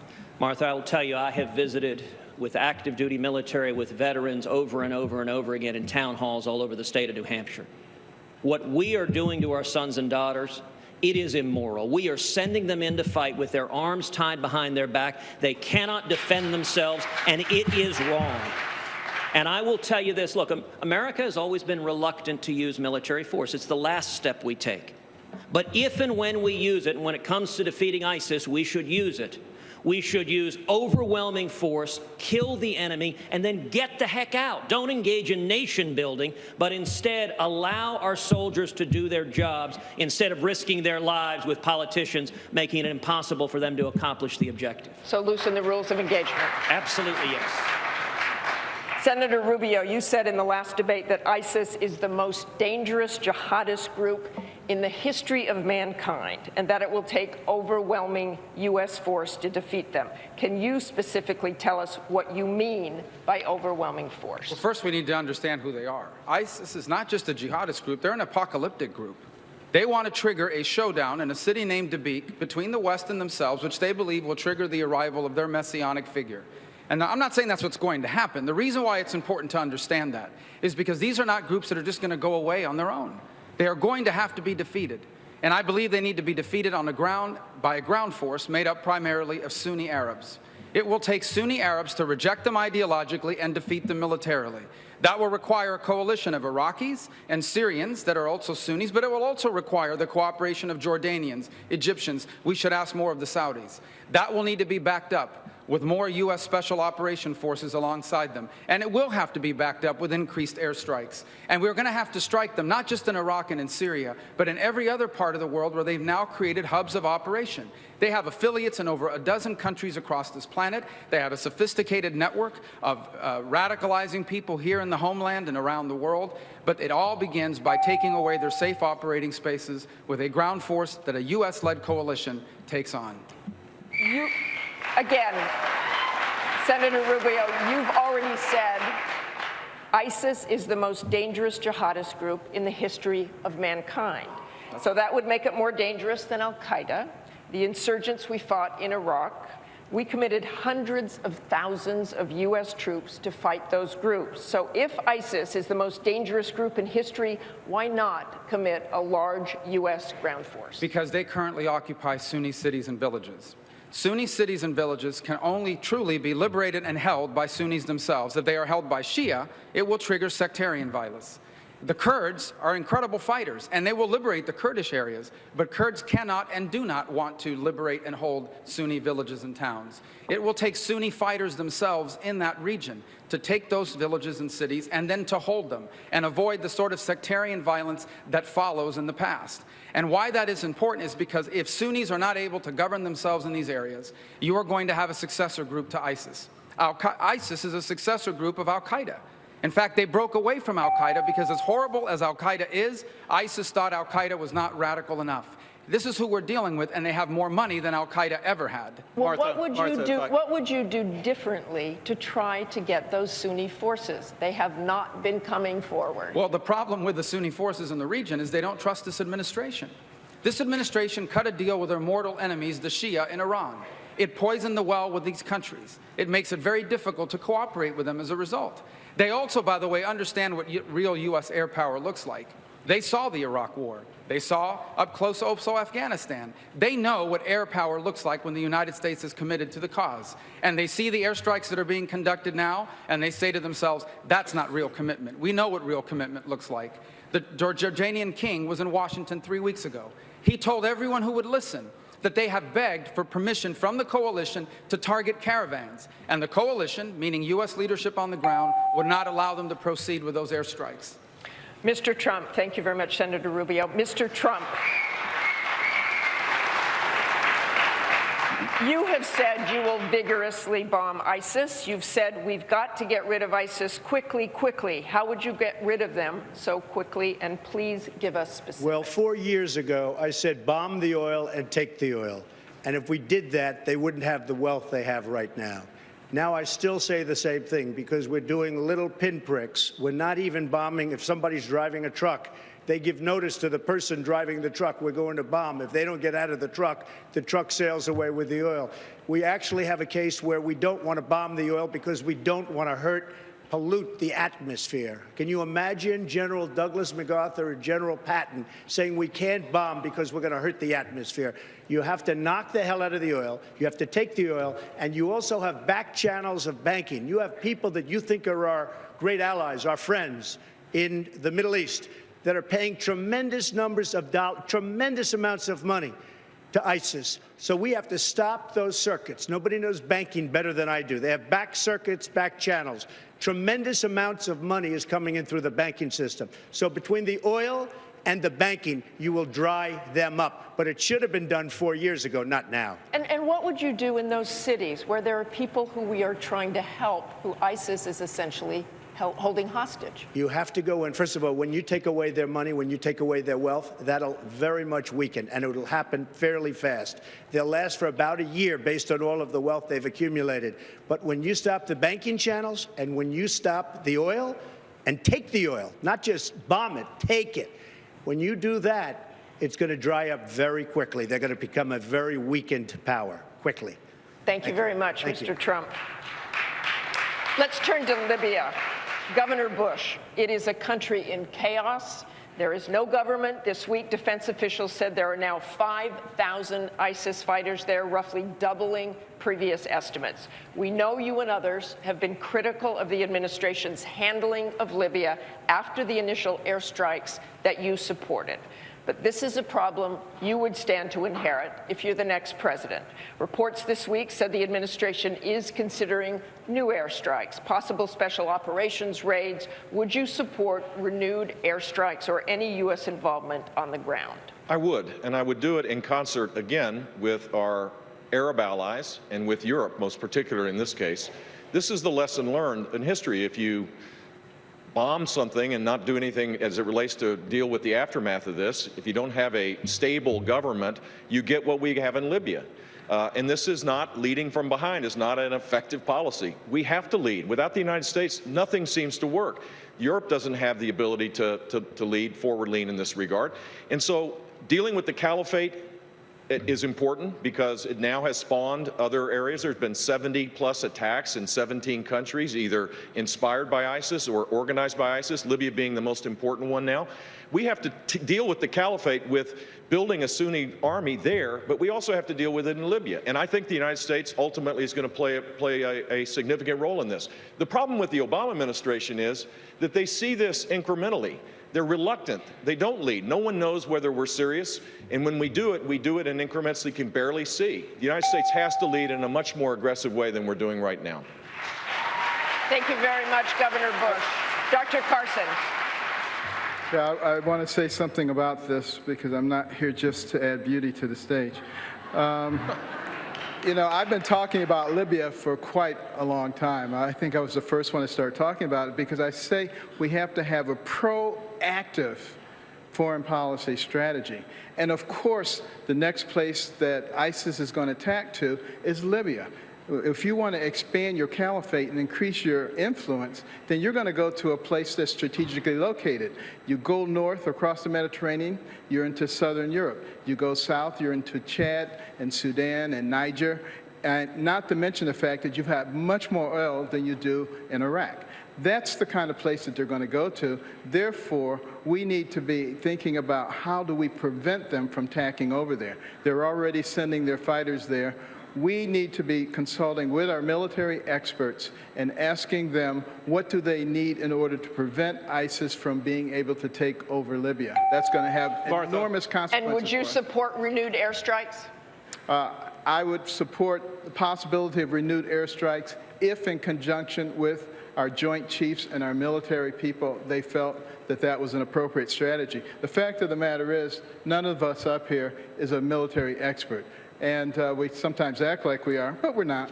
And if we actually sit down and talk with them and get them to understand our plan and get their impression of what needs to be done, I think we're going to make a lot more progress. Martha and David, We're going to move on. Martha, thank you. We're going to stay on ISIS here and the war on terror because, as you know, there's been a debate in this country about how to deal with the enemy and about enhanced interrogation techniques ever since 9/11. So, Senator Cruz, you have said, quote, torture is wrong, unambiguously, period. Civilized nations do not engage in torture.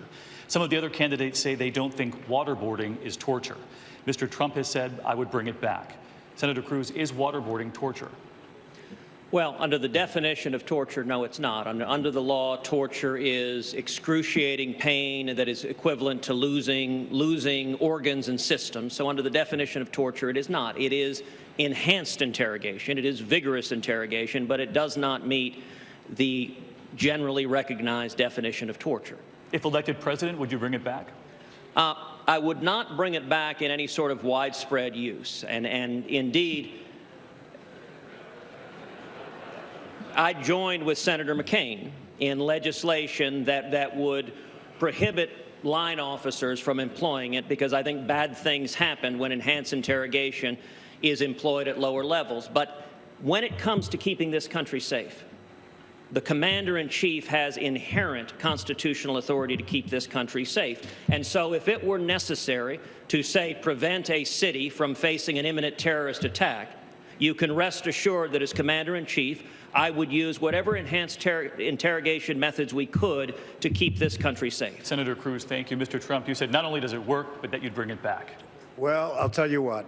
In the Middle East, we have people chopping the heads off Christians. We have people chopping the heads off many other people. We have things that we have never seen before as a group. We have never seen before what's happening right now. The medieval times, I mean, we studied medieval times. Not since medieval times have people seen what's going on. I would bring back waterboarding, and I'd bring back a hell of a lot worse than waterboarding. Mr. Trump, thank you. Governor Bush, you have said that you won't rule waterboarding out. Congress has passed laws banning the use of waterboarding by the military and the CIA, as you know. Would you want Congress to change that if you're elected president? No, I wouldn't. No, I wouldn't. And it was used sparingly. Congress has changed the laws, and I think where we stand is the appropriate place. But what we need to do is to make sure that we expand our intelligence capabilities. The idea that we're going to solve this fight with predator drones, killing people somehow is more acceptable than capturing them, securing the information. This is why closing Guantanamo is a complete disaster.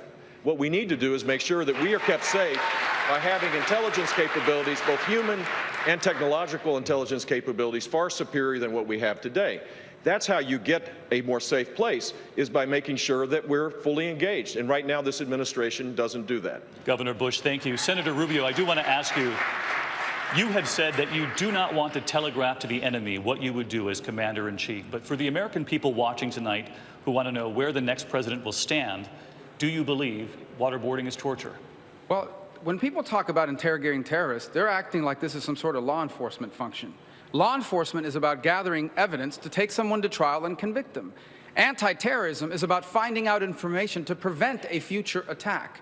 So the same tactics do not apply. And it is true, we should not be discussing in a widespread way the exact tactics that we're going to use, because it allows terrorists and others to practice how to evade us. But here's the bigger problem with all this. We're not interrogating anybody right now. Guantanamo is being emptied by this president. We should be putting people into Guantanamo, not emptying it out, and we shouldn't be releasing these killers who are rejoining the battlefield against the United States. Senator Rubio, thank you. We want to turn now to the topic of executive orders, and for that, we're going to turn back to Mary Catherine Ham. Mary Catherine? Thanks, David. Senator Cruz, on the campaign trail, you've promised voters a lot and fast. If you're elected president, you say you'd end Common Core immediately, abolish the IRS, and do away with sanctuary cities. You've also been a persistent critic of President Obama's executive overreach, going it alone, not working with Congress. How do you intend to implement this aggressive agenda within your constitutional authority, especially given that it would require working with Congress and Washington players with whom you're happy to say you have a strained relationship? Well, thank you for that question. You know, there are three avenues of presidential authority to change the direction of this country. The first is executive power. The second is foreign policy. and the third is legislation. Executive power, as we all know, has been the preferred vehicle of President Obama, abusing his authority, abusing his constitutional authority. Now, the silver lining of that is everything done with executive power can be undone with executive power. So I have pledged on day one, I will rescind every single illegal and unconstitutional executive action Barack Obama has done. That means on day one, his efforts to restrict the Second Amendment go away with a strike of a pen. That means on day one, his illegal executive amnesty goes away with a strike of a pen. The reason I can end Common Core at the federal level is because Obama is abusing executive power, using race-to-the-top funds in the Department of Education to force it on the states. That's one avenue. The second avenue of change is foreign policy. And foreign policy can change the fastest. It's worth remembering that Iran released our hostages the day Reagan was sworn in. And then the third is legislation, and that can only be done with the people behind you, which is why the two big legislative initiatives I'm campaigning on are repealing Obamacare and adopting a simple flat tax to abolish the IRS. Mr. Trump, if Senator Cruz is known for opposing deals, you literally wrote the book on making them. Senator Cruz has mentioned that on the trail. What would you say to those conservatives who are concerned that a deal maker will just perpetuate the same deals in Washington and the way that things run now? How do you disturb the status quo? A good deal maker will make great deals, but will do it the way our founders thought it should be done. People get together, they make deals. Ronald Reagan did it with Tip O'Neill very successfully. You didn't hear so much about executive orders, if you heard about it at all. You have to be able to get a consensus. Now, the real person, like it was mentioned about the deal with Iran, how bad a deal is that? It doesn't get any more amateurish than that. A good deal maker would never make a deal like that. With Congress, you have to get everybody in a room, and you have to get them to agree. But you have to get them to agree what you want, and that's part of being a deal maker. You can't leave the White House, go to Hawaii and play golf for 3 weeks and be a real deal maker. It doesn't work that way. You have to get people in, grab them, hug them, kiss them, and get the deal done. But it's got to be the deal that you want. Governor Kasich. Is the problem with Washington that there are too many deals or too few?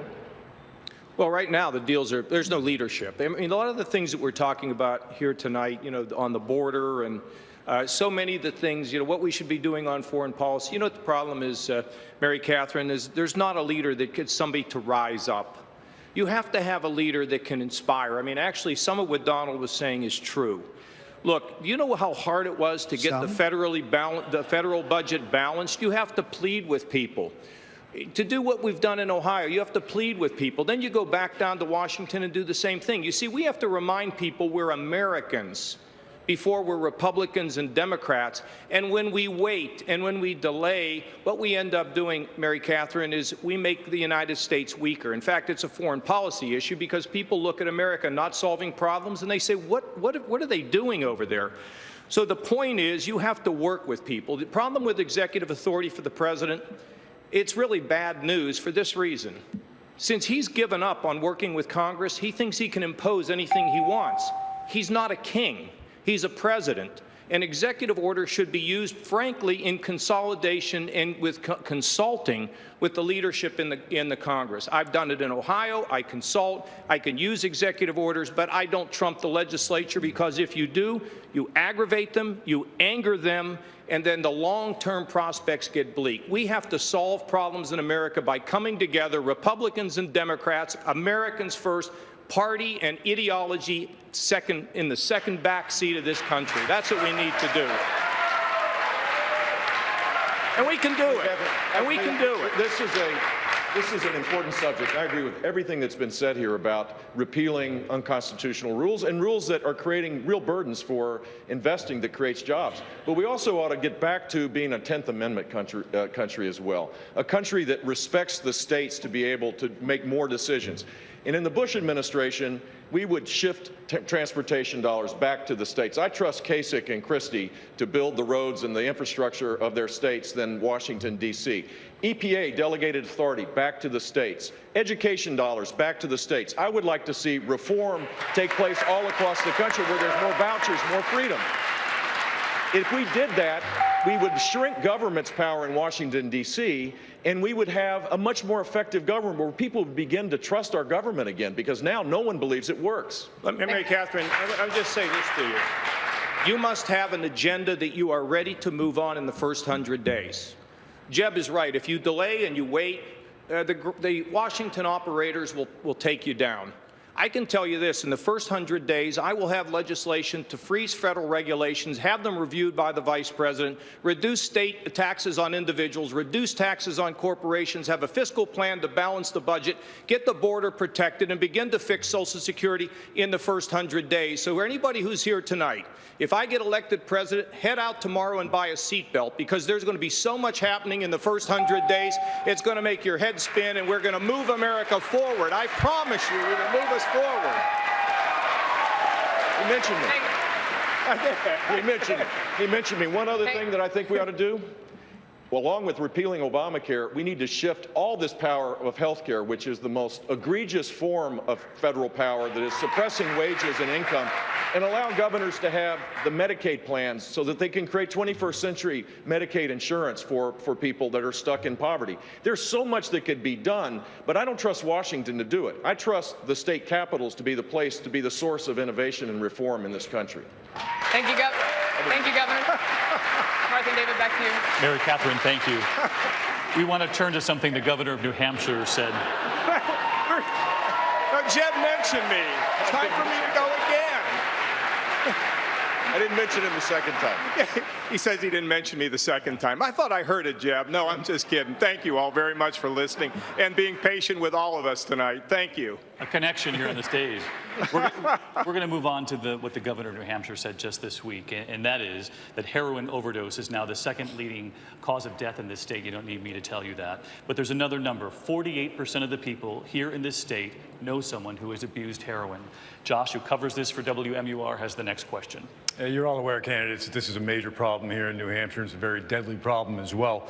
Last month, New Hampshire Senators Kelly Ayotte, Republican, and Jean Shaheen, Democrat, they went down to Washington along with the police chief of the state's largest city to testify before the Judiciary Committee in D.C. Senator Cruz, you remember that committee. Your campaign schedule didn't allow you to attend this. Even so, the police chief called your absence outrageous, given the severity of the problem. Last week, though, you told a personal story of a close family member's struggle with addiction. What can you say to law enforcement right now to convince them that you understand the severity of this problem and you're not just saying what people want to hear days before the primary? Well, Josh, as you noted, this is a problem that, for me, I understand firsthand. My older sister, Miriam, who was my half-sister, struggled her whole life with drug and alcohol addiction. My father and her mom divorced when she was a little girl, and she was angry her whole life. And she ended up marrying a man who'd been in and out of jail. She then became a single mom, and she herself went to jail several times, and she ended up spending some time in a crack house. I still remember my father and me driving up to get Miriam out of that crack house to try to convince her she needed to be a mom to my nephew Joey. She wasn't willing to listen. She was not willing to change the path she was on. She was angry. I had just gotten my first job coming out of law school. I took a $20,000 loan on a credit card to put my nephew Joey in Valley Forge Military Academy. He was in 6th grade at the time, to pay his way through that. And about 5-6 years ago, Miriam died of an overdose. It was, the coroner ruled it accidental. We don't know. She went to sleep one night, had taken too many pills, and Joey walked in and found her dead. This is an absolute epidemic. We need leadership to solve it. Solving it has to occur at the state and local level with programs like AA and counseling and churches and charities, but it also has to occur securing the borders, because you've got Mexican cartels that are smuggling vast amounts of heroin into this country. We know how to secure the borders. What is missing is the political will to do it. And as president, I will secure the border. We will end this deluge of drugs that is flowing over our southern border and that is killing Americans across this country. Governor Christie, you've talked a lot about this issue here in New Hampshire, state reforms, criminal justice reforms, access to treatment. To Senator Cruz's point, let's take it a step further. Would you be willing to engage in cross-border enforcement into Mexico, the place where law enforcement here in New Hampshire has traced a lot of this supply back to? Would you engage in cross-border enforcement without the cooperation of the Mexican government? Of course I would. As a former United States attorney who spent 7 years of my life fighting this on the streets of my state, I would do that. But we need to do more, and let me tell you what we've done in New Jersey, Josh. We're working with the folks in New Hampshire in their legislature right now to show them how we're helping to solve this problem in New Jersey. Not just for this campaign. 3 years ago, I proposed a law that we signed into effect, which said that anyone who is a nonviolent, non-dealing, first-time drug offender no longer goes to prison in New Jersey. They go to mandatory inpatient drug treatment. What's happened is crime has gone down 20% in those 3 years. The prison population has gone down 10%. We've now closed the state prison, and we're turning it into a drug rehabilitation facility so people can get the tools they need. Listen, everyone out there knows this in New Hampshire. This is a disease. It's not a moral failing. It's a disease, and we need to give people the treatment they need. And let me tell you why. Because I'm pro-life.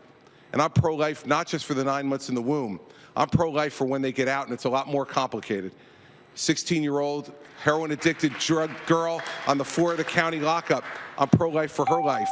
The 42-year-old lawyer who's taking OxyContin and can't get out of bed and support his family. I'm pro-life for his life. Every one of those lives is an individual gift from God. And the last thing is this.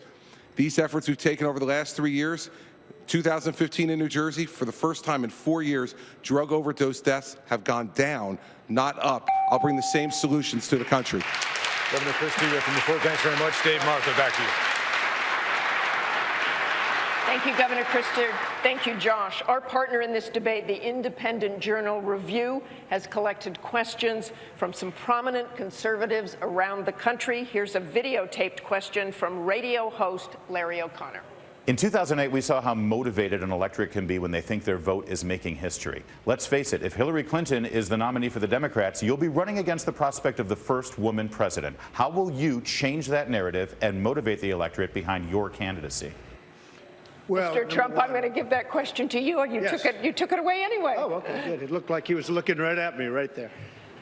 I think that I look at what's going on. I look at all of the polls. I do very, very well against Hillary Clinton. I can tell you I'm the last person that she wants to run against. And I think you can see what we've done in terms of galvanizing. I've been all over the country. Last night I was in South Carolina. We had 12,000 people. It's set up in about 4 days. We have galvanized, and we've created a movement. A lot of it has to do with, as an example, Josh's question on drugs. I'm the first one that said, build a wall, but I mean a real wall, not a toy wall like they have right now, a real wall, and you'll solve lots of problems. But we will galvanize the people of this country, and we will beat Hillary Clinton, because assuming that she runs, by the way, how she gets away with the email stuff is hard to believe. So I don't know that she's going to be running, but on the assumption she runs, I mean, look, and speaking of that, if she runs, she's running for one reason. She's going to be able to run for one reason, and that's because the Democrats are protecting her, because so many people have done so much less than her, and they were absolutely, their lives have been destroyed. But on the assumption they do protect her, I will win the election, and we will win it by a lot. We will win it handily. We cannot have another 4 years of essentially Barack Obama. Martha? Thank you very much, Mr. Trump. I'm going to go to Senator Rubio on this. How would you change that narrative? I think it's already happening. Look at the turnout in Iowa. A historic number of people came out and voted in those caucuses. They're saying the same thing's going to happen here in New Hampshire. Look at the rallies that every single person on the stage is having. Much higher numbers than you used to see in the past, and here's why. Because people are starting to understand very clearly that this election is going to be a turning point. That 2016 is not just a choice between Republican or Democrat. It is a referendum on our identity as a nation and as a people. And so here's what Hillary Clinton needs to understand. We're going to have our primary. We're going to have our debates, which, by the way, are twice as many as the Democrats have been willing to have themselves. But we're going to bring this party together. And we are going to defeat Hillary Clinton because she is unqualified to be the President of the United States of America. She put classified information on her computer because she thinks she's above the law. And anyone who lies to the families of people who have lost their loved ones in the service of our country, like she did in Benghazi, can never be the Commander-in-Chief of the United States of America. Thank you, Senator Rubio. Martha? Dr. Carson, I want to go to you on Larry O'Connor's question. Would you change the narrative? It's the same question? Yes. Yes. Well, first of all, I think it would be a pretty easy contrast, quite frankly, between myself and Hillary Clinton. In one case, you have someone who is known as a deceitful individual, an individual who, at Benghazi, which I will never let go, quite frankly, because I think of those two men who went up there on the top of that compound with machine guns, firing away, allowing their colleagues to escape. And I'm sure in the back of their mind they were just saying, if we can just hold on, help is on the way. But help was not on the way. When did we in the United States not send people to help our own people? You know, this is not who we are. And I would simply make it a referendum on honesty and integrity versus deceit and the Washington way. Martha? Thank you very much, Dr. Martha? Carson. I'm going to go back to David. Governor, we'll come to you in the next segment. When we come back, questions about race, about our veterans, and social issues, what younger conservative voters are now saying, as we continue from New Hampshire with the Republican debate right here on ABC.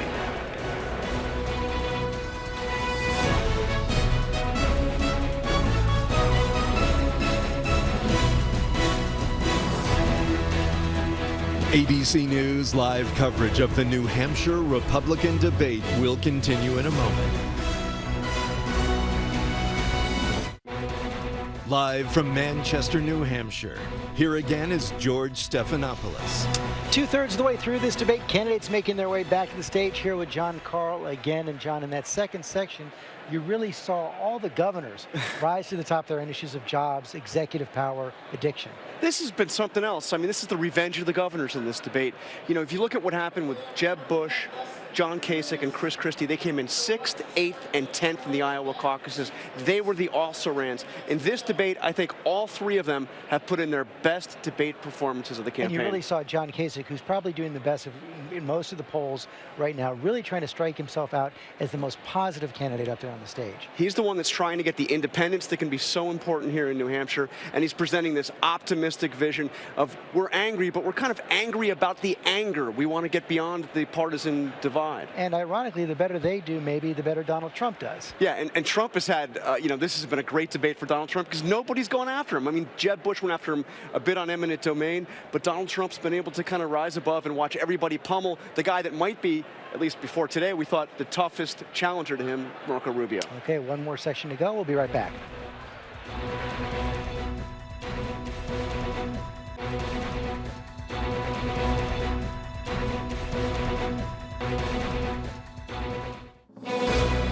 Live from St. Anselm College in New Hampshire, here again are David Muir and Martha Raddatz.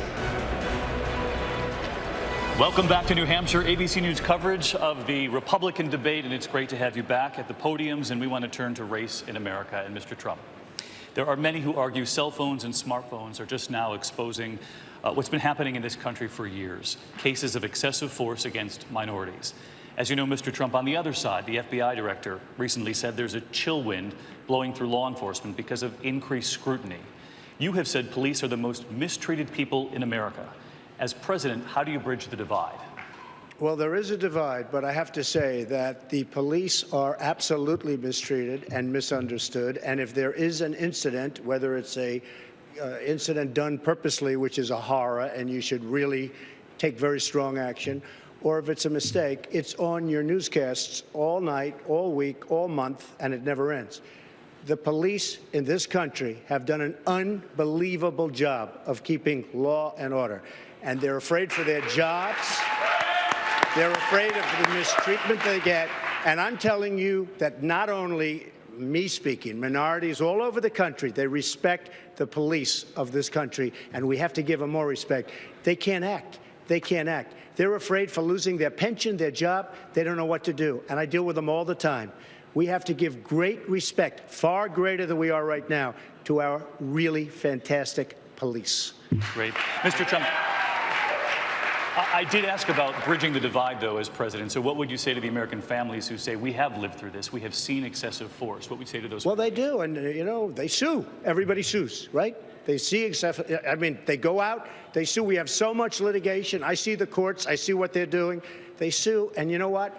We don't want excessive force. But at what point? You know, either you're going to have a police force that can do its job. I was just up in Manchester. I met with the police officers yesterday.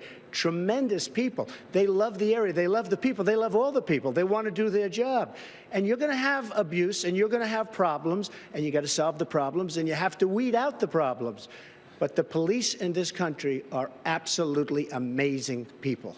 David, thank you. I do want to ask I wanted to say, look, there can be a win-win here. I have formed a collaborative between police and community leaders because people have to respect law enforcement. A family doesn't want dad or mom going home in a box. And for our community leaders, many of them think the system not only works, not only doesn't work for them, but it works against them. And I created a big collaborative in Ohio made up of law enforcement, community leaders, the head of my public safety, and a former Democrat, liberal State Senator Nina Turner run it.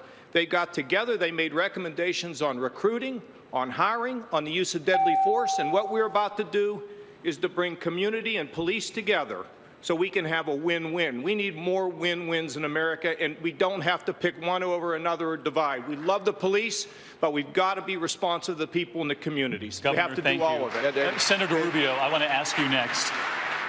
President Obama visited a mosque this week in America for the first time in his presidency. President George W. Bush visited a mosque after September 11th. You said of President Obama, quote, he's always pitting people against each other. So I'm curious, how are the two visits different, and would you visit a mosque as president? I would, but that's not the issue. My problem with what he did is he continues to put out this fiction that there's widespread, systematic discrimination against Muslim Americans. First of all, let's recognize this. If you go to a national cemetery in this country, you will see stars of David and crosses, but you'll also see crescent moons. There are brave men and women who happen to be Muslim Americans who are serving this country in uniform and who have died in the service of this country. And we recognize that and we honor that. But by the same token, we face a very significant threat of homegrown violent extremism. We need to have strong, positive relationships in the Islamic communities in this country so they will identify and report this activity, especially mosques, for example, that are participating not just in hate speech, but in inciting violence and in taking acts against us. And I do believe it is important also to recognize, you want to talk about religious discrimination in America. Well, I don't think Barack Obama is being sued by any Islamic groups, but he is being sued by the Little Sisters of the Poor. We are facing in this country Christian groups and groups that hold traditional values who feel and in fact are being discriminated against by the laws of this country that try to force them to violate their conscience. Senator Rubio, thank you. Martha? Governor Christie, earlier this week, the World Health Organization declared the Zika virus a global emergency. The same kind of mosquitoes that carry the Zika virus in Latin America are found here in the United States, and the virus has been linked to severe birth defects. Governor Christie, at the peak of the Ebola outbreak in West Africa, you ordered an American nurse who landed at Newark Airport be detained and quarantined. As fear spread now of the Zika virus, and with the Rio Olympics just months away, is there a scenario where you would quarantine people traveling back from Brazil to prevent the spread in the United States? You bet I would. And the fact is that because I took strong action to make sure that anyone who was showing symptoms, so let me remember what happened with that nurse. She was showing symptoms and coming back from a place that had the Ebola virus active, and she had been treating patients. This was not just some like we picked her up just for the heck of it, right? We did it because she was showing symptoms. And the fact is, that's the way you should make these decisions. You make these decisions based upon the symptoms, the medicine, and the law. We quarantined her. She turned out to test negative, ultimately, after 48 hours, and we released her back to the state of Maine. But I want to add something on the issue of mosques. Now, I'm the only one up here who's got a law enforcement background and was the U.S. attorney after September 11th. I went to mosques throughout my state to build bridges between our community and law enforcement so we could get intelligence and information from these folks. I've had the experience of working with them as governor of New Jersey as well. We cannot mix the radical Islamic jihadists with everyday Muslim Americans. New Jersey has the second largest Muslim American population in America, of any state. These are good, law-abiding, hardworking people. What they need is our cooperation and our understanding. They do not need just broadsides against them because of the religious faith they practice. Governor Christie, thank you.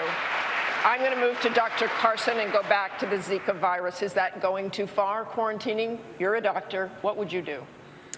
Well, you know, it's not a simple issue. And now, you know, we've gotten evidence that there can be active viruses in other bodily fluids like saliva and urine. So this is going to be obviously a big deal. Do we quarantine people if we have evidence that they are infected and that there is evidence that that infection can spread by something that they're doing? Yes. But you know, just willy-nilly going out and quarantining a bunch of people because they've been to Brazil, I don't believe that that's going to work. What we really need to be thinking about is how do we get this disease under control? And this is where we need rapid response. We need a rapid response for Ebola. We need rapid response for Zika. There will be other things that will come up. And these are the kinds of things that the NIH, the CDC can be very effective in. We need to give them the appropriate support for those kinds of things. Thanks very much, Dr. Carson. I want to move on to the military. Senator Rubio, all restrictions on women in combat have been lifted as long as they qualify, positions including special operations forces like Navy SEALs. Just this week, the military leaders of the Army and Marine Corps said that they believe young women, just as young men are required to do, should sign up for selective service in case the draft is reinstated. Many of you have young daughters. Senator Rubio, should young women be required to sign up for selective service in case of a national emergency? Well, first let me say there are already women today serving in roles that are like combat, that in fact whose lives are in very serious danger, and so I have no problem whatsoever with people of either gender serving in combat, so long as the minimum requirements necessary to do the job are not compromised. But I support that. And obviously, if now that that is the case, I do believe that selective service should be opened up for both men and women in case a draft is ever instituted. I think the more fundamental challenge we're now facing is what's happening to the U.S. military. I've said this many times already, and I think it's important to start paying attention to this. Our Air Force is about to be the smallest it's been in 100 years. I'm sorry, in our history. Our Army is set to be smaller than it's been since the Second World War, and our Navy is about to be the smallest than it's been in 100 years. I think we need to begin to refocus on rebuilding our military, because every time we have cut our military in the history of this country, we have had to come back later and rebuild it, and it costs more, and it's a lot more chaotic and dangerous. When I'm president, we are rebuilding the U.S. military. Thank you, Senator Rubio. Governor Bush, do you believe that young women... Say it again. Do you believe young women should sign up for selective service, be required to do so? I do. And I think that we should not impose any kind of political agenda on the military. There should be, if women can meet the requirements, the minimum requirements for combat service, they ought to have the right to do it, for sure. It ought to be focused on the morale as well. We ought to make sure that we have readiness much higher than we do today. We need to eliminate the sequester, which is devastating our military. We can't be focusing on the political side of this. We need to realize that our military force is how we project our word in the world. When we are weak militarily, it doesn't matter what we say. We can talk about red lines and ISIS being the JV team and reset buttons and all this. If we don't have a strong military, then no one fears us, and they take actions that are against our national interests. Tell me what you'd say to American people out there who are sitting at home, who have daughters, who might worry about those answers and might worry that the draft is reinstituted. Well, the draft's not going to be reinstituted, but why, if women are accessing... Should you just do away with it? No, I didn't say that. You asked the question not about the draft, you asked about registering. And if women are going to be supporting... for the draft. But we don't have a draft. I'm not suggesting we have a draft. What I'm suggesting is that we ought to have readiness being the first priority of our military, and secondly, that we make sure that the morale is high. And right now, neither one of those are acceptable because we've been gutting the military budget. We also need to reform our procurement process. We need to make sure that there are more men and women in uniform than civilians in our Defense Department. There's a lot of things that we need to do reform to bring our defense capabilities into the 21st century, and I'm the guy that could do that. That's why I have the support of generals, of admirals, of 12 Medal of Honor recipients, and many other people that know that I would be a steady commander-in-chief and rebuild our military. Martha. Thank you very much. Can I be really clear on this, because I am the father of 2 daughters. One of them's here tonight. What my wife and I have taught our daughters right from the beginning, that their sense of self-worth, their sense of value, their sense of what they want to do with their life comes not from the outside, but comes from within. And if a young woman in this country wants to go and fight to defend her country, she'd be permitted to do so. And part of that also needs to be a part of a greater effort in this country. And so there's no reason why one young woman should be discriminated against from registering for the Selective Service.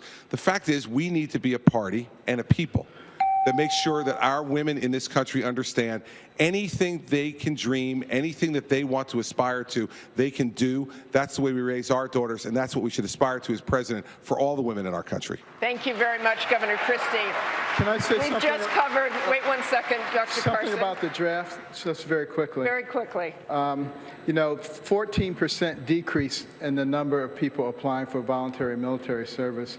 And I think part of it is because of the way that we treat our veterans. You know, we wouldn't be a free country if it wasn't for them. And we have 22 veterans per day committing suicide. So I think what we should do is have an external support system for people once they volunteer, and it should follow them throughout their career. They should follow them for 3 years or 5 years afterwards. A year before they get out, it should be working on integrating them back into society so that they quit on Friday and they start their new job. They should have health empowerment accounts that are subsidized so they can go to any medical facility and be taken care of. They can go to a VA if they want to. But if we start taking care of our veterans the right way, we won't have to ever worry about a draft again. Thank you very much for bringing up that subject, Dr. Carson, of our veterans. And for another question about our veterans, we go back to Josh McKelvin from WMUR. Josh? Thank you, Martha. None of you on stage tonight have ever worn a uniform as a member of the armed service. That's the reality of it, but as Commander-in-Chief, you'll also be charged with the care of 23 million active duty service members and veterans in this country. Some have suggested privatizing the VA as a way to enhance care and increase the quality of the care and access. Others say that veterans should carry ID cards that will allow them access to any hospital or health care provider. Governor Bush, what specifically would you do to ensure that those who have sacrificed for us are cared for? I totally agree that we need to give veterans more choices. A veteran's card to be able to go to a private provider will enhance the quality of the service inside the Department of Veterans Affairs. We need career civil service reform. Only 3 people were fired after waiting lists were dropped where veterans didn't get care, and people died. It is outrageous. And Hillary Clinton says that that's acceptable because she is captive of the public service unions. Career civil service reform would allow the next president to fire people that are just showing sheer incompetence. At a town hall meeting today, someone told the story of their father, who looked like he was 85. He got a bill 8 years later from an operation he had. 8 years it took. They couldn't resolve the dispute. And then he was told that he died. Literally, the Veterans Administration sent a death certificate to this guy, and it took 9 months to clarify the guy. I met him, and he's voting for me, and he is likely to be alive. This is outrageous. It is completely outrageous. So giving veterans more choices, creating centers of excellence, focusing on the true problems that exist. Dr. Carson is completely right. We need to start focusing on this earlier, before they become veterans, so that there's a customized plan so people don't fall through the cracks. We can do this, but it's going to require someone who has proven leadership skills to make it happen. Governor Kasich, do you have a favorite approach? Josh, I mean, clearly, when a veteran comes home, they should get health care anywhere they want to go. In our state, which is what we should do in the country, you know, if they drive a truck from Kabul to Kandahar in Afghanistan, we say you can drive a truck from Columbus to Cleveland and we don't have to go get a license. We're going to hand you one. And if you got expertise in the military, we're going to give you college credit or community college credit for the things that you did for our country. And in addition to that, I'll tell you one of the biggest things I think has to be done, and I would do it as president, The Pentagon has got to work with the returning soldier, sailor, along with the family, and they're the most valuable employees in the country. I call them golden employees. Everybody wants to hire a veteran, but there is a disconnect between the job openings and the veteran when the veteran comes back. The veteran is a leader, the veteran is strong, the veteran is drug-free. There should be no unemployment among veterans, and if the Pentagon will work with the veteran services agencies all across this country, Josh, we can get people jobs, and we can get them jobs quickly, get them their health care, get them their college education. Let's lift them. They're the greatest people defending the United States of America, and we need to take care of them, and we will. We will. Senator Rubio, okay. Yeah. Well, my brother's a veteran. We're very proud of him in our family. He served as a Green Beret in the 7th Special Forces from 1968 through 1971. And as part of his training, he jumped out of an airplane and he lost his 2 front teeth. And for years, he's had to go to get these dental claims. And every time he goes to get one of these dental claims filled, the VA asks him, well, how do we know you lost your teeth in the Army? And he says, well, it's the only time I ever jumped out of a plane. But he's had to fight through this process, and I've watched it firsthand. That's why I'm proud that I worked in a bipartisan way. We passed the VA accountability bill that for the first time allows us to fire, allows the VA secretary to fire someone who's not doing a good job, who's a senior executive. And the governor's right. They've only fired 3 people up to now. More people will be fired if I'm president. But the portability part of it is incredibly important. Veterans should be able to take their VA benefits to any hospital or any doctor they want to go to. When I am president of the United States, veterans will be able to take their benefits to any hospital or any doctor that they choose. Senator Rubio, thanks very much. We've got to move forward now. David, Martha, back to you. Josh, thank you. I want to turn to a family that New Hampshire voters know quite well. And Senator Cruz, the issue of hostages has been a very real and painful one here in this state. As we all know, James Foley was killed. His mother, Diana, said our government should be willing to negotiate, arguing that families should also be allowed to raise money for ransom. What would you say to Diane Foley tonight? Should families be allowed to raise money for ransom for their loved ones? Well, look, I recognize it is an agonizing experience when anyone is facing a loved member who's been kidnapped. But at the same time, putting in place legal regimes that encourage the payment of ransom has the effect of putting a bounty on other Americans. There is a reason it has been longstanding U.S. policy that we don't negotiate with terrorists, we don't pay ransoms. If you look at what President Obama has done over and over again, whether it was the James Bergdahl deal, which was absolutely shameful, releasing 5 senior Taliban terrorists to bring Bergdahl back, or whether it was this recent deal with Iran, where again, up to 21 terrorists or potential terrorists were released or not prosecuted in order to bring back 4 Americans. What that does is it effectively puts a bounty on American servicemen and women serving abroad, on American tourists traveling abroad. And the proper approach is a president and commander-in-chief that defends this country and that goes after the terrorists rather than showing them weakness and encouraging them to target more Americans. Senator Cruz, thank you. Mr. Trump, what would you say to Diane Foley? Should families be allowed to raise money for ransom? Well, I know Diane Foley very well. Her husband, and these are tremendous people. I spoke for them. I've raised a lot of money for the foundation. I fully understand James, that was really the first that we saw really visually so horrible. And I will tell you, though, with all of that being said, you cannot negotiate this way with terrorists. If you do, you're going to have many, many more James Foleys. James Foley was a great young man. His parents are incredible people. They've done such a good job since his death. But you just cannot negotiate that way with terrorists, or you're going to have so many other James Foleys. And just one thing on the vets. During the last debate, I raised $6 million for the vets. And I will tell you something.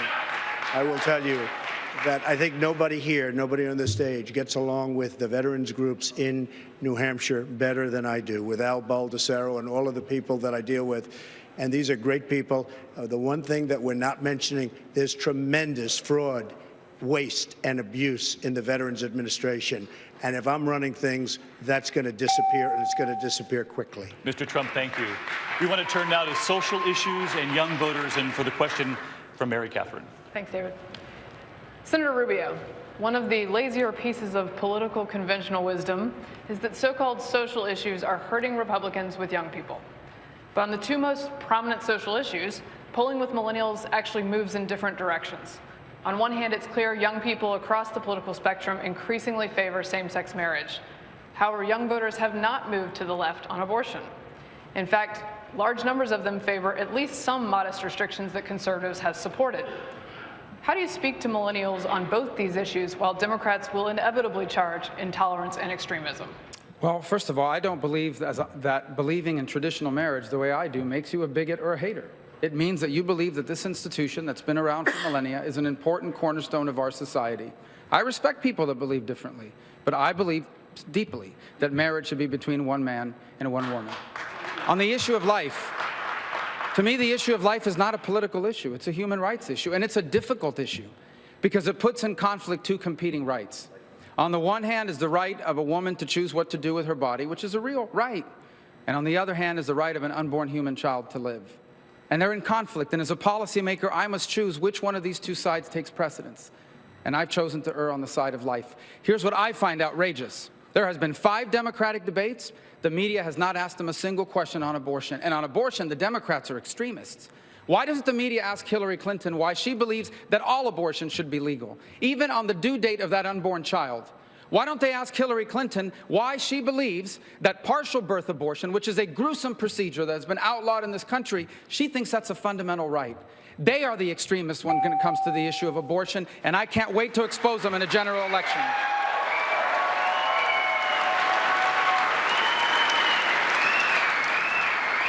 Governor Bush, I want to come to you. Your allies have recently attacked Senator Rubio for being too pro-life to be elected in November. You've made a similar charge today in an interview. This is a pro-life party. Do you stand behind that criticism? Look, I'm pro-life. In fact, on this stage, I'm the most pro-life person because I've acted on it for 8 years as governor of the state of Florida, where we abolished partial birth abortion, where parents have the right to be notified when their teenage child is having an abortion. We were the first state to do a Choose Life license plate to raise money for adoption. We were the first state to have state monies go to crisis pregnancy centers, which recently was just increased to $4 million a year. We created greater regulation on abortion clinics where there were horrific procedures. So I'm pro-life, but I believe there should be exceptions. Rape, incest, and when the life of the mother is in danger. And so that belief and my consistency on this makes me, I think, poised to be in the right place, the sweet spot for a Republican nominee. And others may have a different view, and I respect it. But I think we have to be cognizant of the fact there's a lot of people that are concerned about having a pro-life position without any exceptions. If I may respond, I do support an exception for the life of the mother because I'm pro-life. I just believe deeply that all human life is worthy of the protection of our laws. If I'm president and there's a bill that's passed that saves lives but it has exceptions, I'll sign it. But I do believe deeply that all human life is worthy of the protection of our laws. I've already said, for me, the issue of life is not a political issue. And I want to be frank. I would rather lose an election than be wrong on the issue of life. Governor Christie, you too have talked about Senator Rubio's position on the life issue. Some conservative activists have called this line of attack harmful to the pro-life cause. Well, I've been pretty helpful to the pro-life cause in one of the most pro-choice states in the union.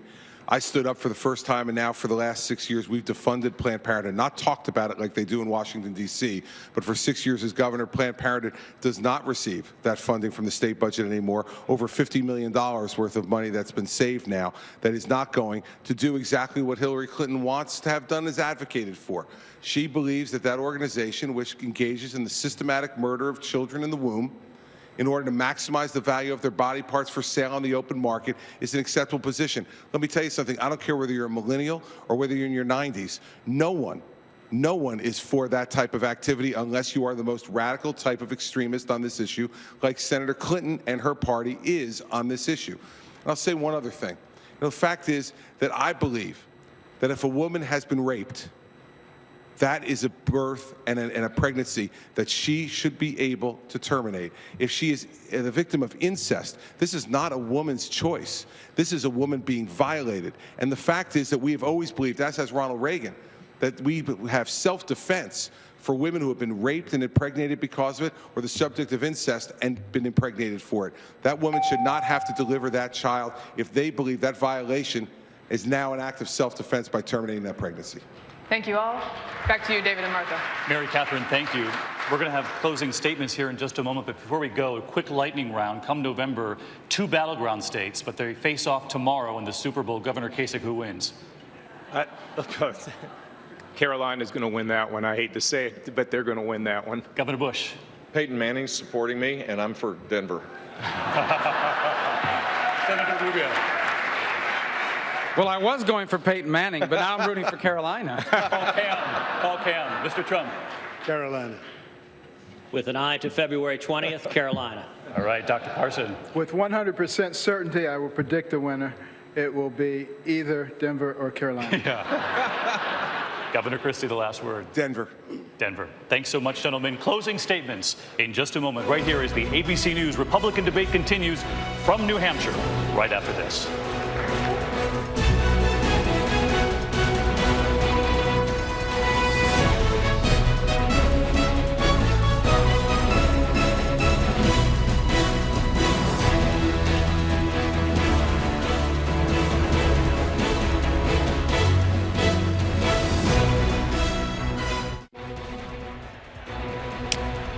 There you see it, the top issues on Facebook tonight: immigration, ISIS, the economy, healthcare, size of government.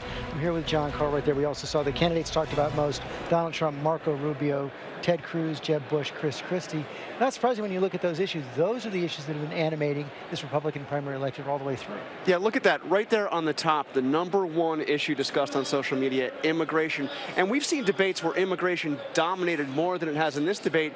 But even so, that is the issue that is resonating with this Republican electorate. Not surprising, the first issue that Donald Trump talked about right out of the box tonight as well. He is also the most searched candidate tonight in every state except New Hampshire, where more people are searching for Marco Rubio right now. Marco Rubio, and what are they searching for Marco Rubio? It's interesting that none of those issues also pertain to what was Rubio's tough start in this. The whole question of Barack Obama, and does Barack Obama know what he's doing? That would, didn't seem to be one of the top issues. And the question his supporters would say is, the voters love to see him bashing, Republican voters love to see him bashing the President of the United States. And he sure did that over and over and over again in this debate. He did. Closing statements coming up. We'll be right back. ABC News live coverage of the New Hampshire Republican debate will continue in a moment.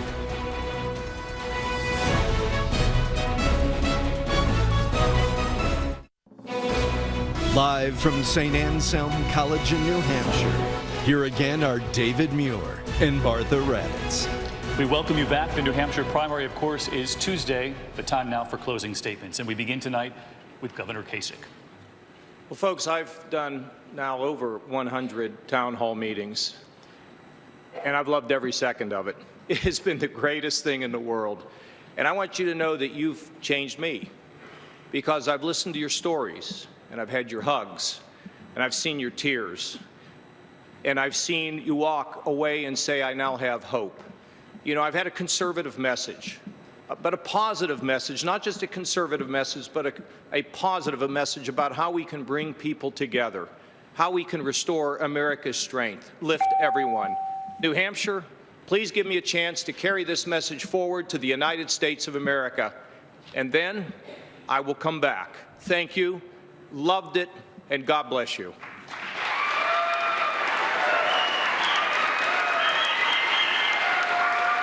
Governor Christie.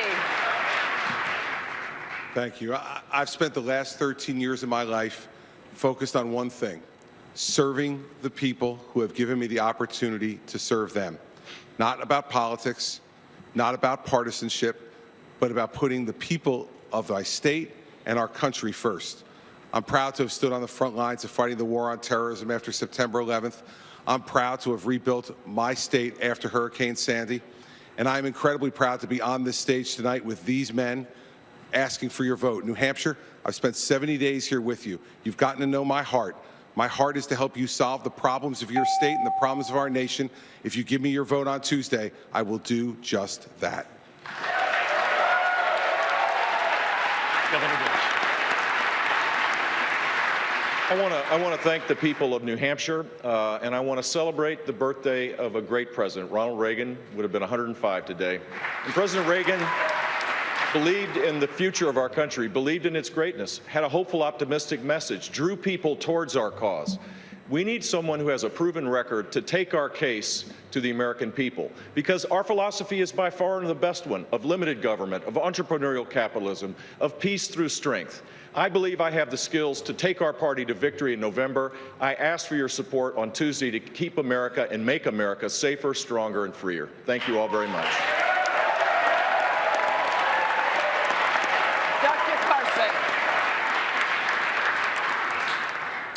For many months, the political class, pundits, the media have tried to ignore or bury me. They say that politics is too complex and too sleazy. You can't survive. Well, guess what? I'm still here, and I'm not going anyplace either. And I believe there is still a place in our country for faith, integrity, and common sense. Hundreds of thousands of you drafted me to run for president, and I am going to, with the help of God and you, once again place the American people at the pinnacle with the government there to serve it. Thank you, Dr. Carson. Senator Rubio. Thank you. You know, this week I had the great pleasure of having my kids join me on the campaign trail. I hadn't seen them in a while, and it was great to have them alongside me, but the most important part of it is that it once again reminded me of what's at stake here in New Hampshire in less than 72 hours. We are literally deciding what kind of country we will be like when they're my age, what kind of country they will be able to raise their families in. And that's why I'm asking you for your vote. You vote for me, and we will unite this party. We will grow the conservative movement. We will defeat Hillary Clinton, and we will leave our children what our parents left us, the single greatest nation in the history of all mankind. Thank you. Senator Cruz. You know, every candidate running for president says they will stand up to Washington. The natural follow-up question is, when have you ever stood up to Washington? Last week, we saw a powerful illustration of that. I campaigned in the state of Iowa foursquare against the ethanol mandate, something everyone said was political suicide. My two leading competitors both attacked me for it. The governor of the state said vote for anyone but Cruz, and lobbyists spent millions of dollars in attack ads, but I stood and said we should have no mandates, a level playing field, and the people of Iowa put country and our children above the cronyism and corporate welfare. We can turn this country around if we get back to the Constitution, and I will always stand with the American people against the bipartisan corruption of Washington. Thank you. Mr. Trump. That's because he got Ben Carson's votes, by the way, but we won't say. Our country that we love so much doesn't win anymore. We don't win with the military. We don't win on the border. You look at New Hampshire with the tremendous problem we have with heroin. Number one thing I hear from the people of New Hampshire, who I love and develop such relationships. We don't win with health care. We don't win with trade. You look at what other countries are doing to us, China, everyone. They're killing us on trade. If I'm elected president, we will win, and we will win, and we will win. Thank you. Thank you very much. Mr. Trump, thank you. Thanks to all the candidates on the stage here tonight. We thank the people of Manchester, New Hampshire for having us for this debate, and to everyone at home. The New Hampshire primary is Tuesday. George Stephanopoulos and the Powerhouse political team standing by. Take it away, George. Thank you, David. Thank you, Martha. And boy, the debate is over. Donald Trump got the first word tonight. He got the last word as well. Says he's going to win. Of course, he is leading in New Hampshire coming into this. I want to go straight to Tom Yamas in the spin room. You've been covering the Trump campaign from the start, covering all the Republican candidates. What are you getting inside that room tonight? From the conversations tonight, George, the headline is, what happened to Senator Marco Rubio? He was so prepared for all of these debates. He knew he had to fight like a gladiator tonight, and yet he was just not ready for Governor Chris Christie, who had been attacking him all week. From my conversations earlier with the Rubio campaign, they clearly were prepared for an attack from Jeb Bush, but Jeb Bush didn't have to do it. Governor Chris Christie did it right. Okay, George? Tom, I'm here with Matt Dowd, and it was interesting. You could almost see the wheels turning for Jeb Bush there after those exchanges between Marco Rubio and Chris Christie right at the start. He didn't have to go there. No, I'm amazed at the turn of events in 1 week time. The favorite son from the last debate, Marco Rubio, who by everybody's accounts had won that debate, came in tonight and the favorite son was on the run, being chased by Chris Christie when everybody thought really he was going to be chased by Jeb Bush. I thought this debate tonight was Marco Rubio's worst at a time where he needed probably his best. And I think it's hard to say who were the one, but I think Marco Rubio But let me take that point to Bill Kristol. You know, what Rubio's team will say is, okay, maybe that exchange with Chris Christie was a little shaky, but Republican primary voters want to hear someone bash President Obama. That's what Marco Rubio did, and he recovered over the course of the night. I mean, I like Marco Rubio, but Republican primary voters also want to be sure that he's ready to be president. And repeating the same answer and not seem to realize he was repeating himself 2 or 3 times, really, within the course of, what, a couple of minutes. When he was being accused of repeating himself. I think it damaged him. I do think it. But Matt's right. I mean, the reversal of events. Cruz wins Iowa. Now he did pretty well tonight, I think, but he certainly wasn't dominant here in New Hampshire. Rubio soaring out of Iowa suddenly. I think a pretty big stumble, actually, for him. John Kasich, who ran, what, 8th in Iowa or something like that, I think did very well tonight. Christie, the governors all did well. Christie and Bush were effective, but Kasich is the one who is stuck with a positive message. It's a more moderate, establishment-oriented message, a governing message, but that could work in New Hampshire, where there are a lot more moderate voters and a lot of independent voters in the Republican primary. And meanwhile, Cokie Roberts, what about Donald Trump? He did have the first and last, where you saw him hit a lot of different kinds of notes tonight, not simply out there bashing, some humor, some modesty, but also tough when he felt I think it was quite a good night for Donald Trump. I think that he was rational. He seemed, humorous at times. There were some tweets that said even his hair seemed more controlled. And he really was someone that people could look to and not be frightened by. And he wasn't bullying, except for a few little jabs about Cruz and the Carson thing. So I think it was a good night for him. I think what he did is Donald Trump acted like a front runner tonight. Maybe for the first time in one of these debates. He's been the front runner in all of them, but tonight he acted like a front runner. He didn't lash out on anybody. His harshest attack of the night was actually on the audience.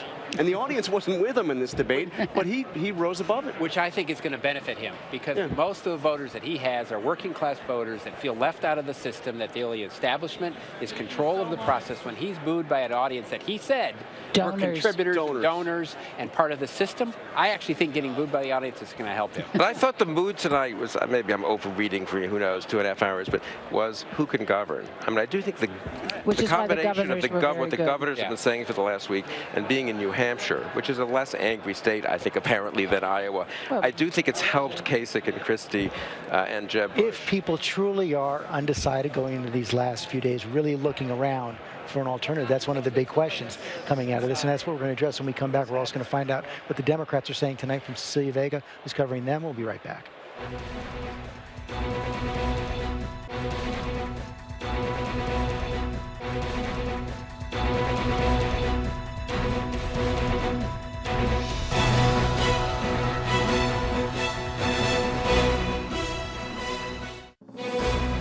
Live from Manchester, New Hampshire, here again is George Stephanopoulos. Back here at St. Anselm's College, Republicans have just wrapped up their final debate before the voting here in New Hampshire, less than 3 days away.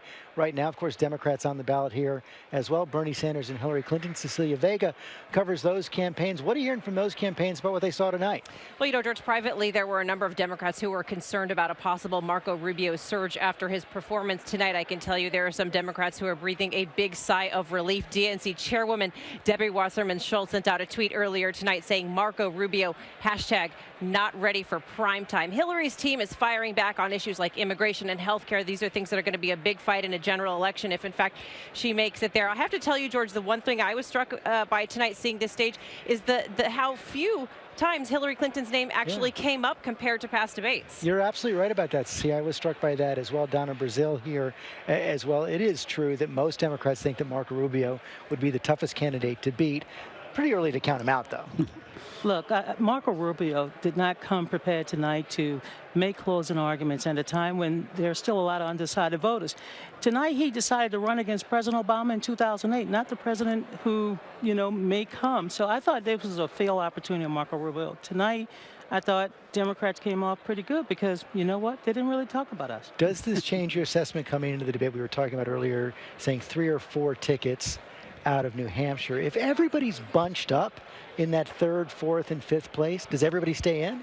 Well, I think it's interesting to me. I think what happens now is this race was Donald Trump had a double-digit lead, and there was basically 4 people jumped up around 2nd place. Out of this, Donald Trump keeps his double-digit lead. He didn't do anything to damage himself, but there is no way to tell him who's going to finish 2nd, 3rd, 4th, or 5th in the course of this thing. And I think what Marco Rubio did tonight by not doing well kept a lot more people in this race that would have gotten out. I think Jeb Bush watching that on tonight, if Jeb Bush finishes 4th or 5th, Jeb Bush is thinking, this guy's not going to be last. And meanwhile, Jeb Bush has his brother, former President George W. Bush, going to campaign for him in South Carolina next week. And of course, he had his mother here. But I think Chris Christie, in many ways, was the dominant player in this debate. The question is, did he do more than take out Marco Rubio? I mean, he went at Marco Rubio very effectively, but is that going to bring people to say, I'm going to vote for Chris Christie, or did he open up the opportunity for the other governors? Because he had been a little bit farther back, Cokie Roberts, coming into tonight. I think we're going to see South Carolina now be the place where we all turn to and say, maybe this is what determines who the nominee is or who the top 2 are, because I think that this debate tonight is going to have New Hampshire looking at several of these people again and putting them in a higher position. And the more people stay on, maybe even beyond South Carolina, Cokie, he's got all those votes on Super Tuesday, March 1st. The longer everybody stays in, the more possibility that this could go to the convention. Well, we know there's a lot of volatility in the final 3 days. I was witness to it when I worked for George W. Bush in 2000, when we went from 8 points down to losing by 19 in all of 3 or 4 days. I think that New Hampshire is still going to play a fundamental role in this on Tuesday night, because we don't know. The difference between somebody finishing 2nd and somebody finishing 5th is huge in raising money and all the things you have to do. And I think there's a bunch of people could be either 2nd or 5th, depending on what happens outside tonight. Governor Kasich clearly did himself a really good tonight. I mean, he looks like the guy tonight who can go after independents and maybe consolidate some more Republicans in the establishment. And Kasich's message is pitch perfect for New Hampshire and for trying to draw over those independent voters that can, be decisive. Certainly were for you in 2000 when McCain came in and won the independents. Certainly looks like a great night. We don't know how he's going to finish here. I think one of the questions for him or any of the candidates coming out of it, though, is where do they win next? And would John Kasich, if he did very well here, be able to hold on until Ohio, which is what, March 15th? Yeah, so it's a long way to go. It is a winner-take-all state, so he can get a lot of delegates by winning it.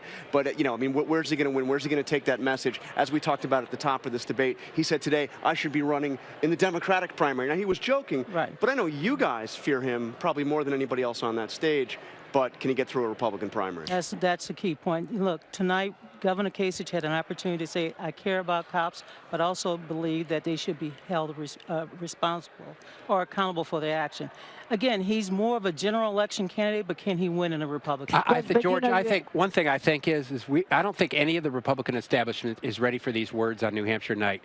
Donald Trump just won the New Hampshire primary, and that is very, very possible after this. And when that is said, those words come out, we don't know what that does. He had actually been dropping, we only have a few seconds left, he had actually been dropping a little bit each day coming into this. You think he stopped that? I think he stopped that totally, and I think right now he's going to win, unless something happens, win by double digits. More coverage on nation.com. See you tomorrow on This Week.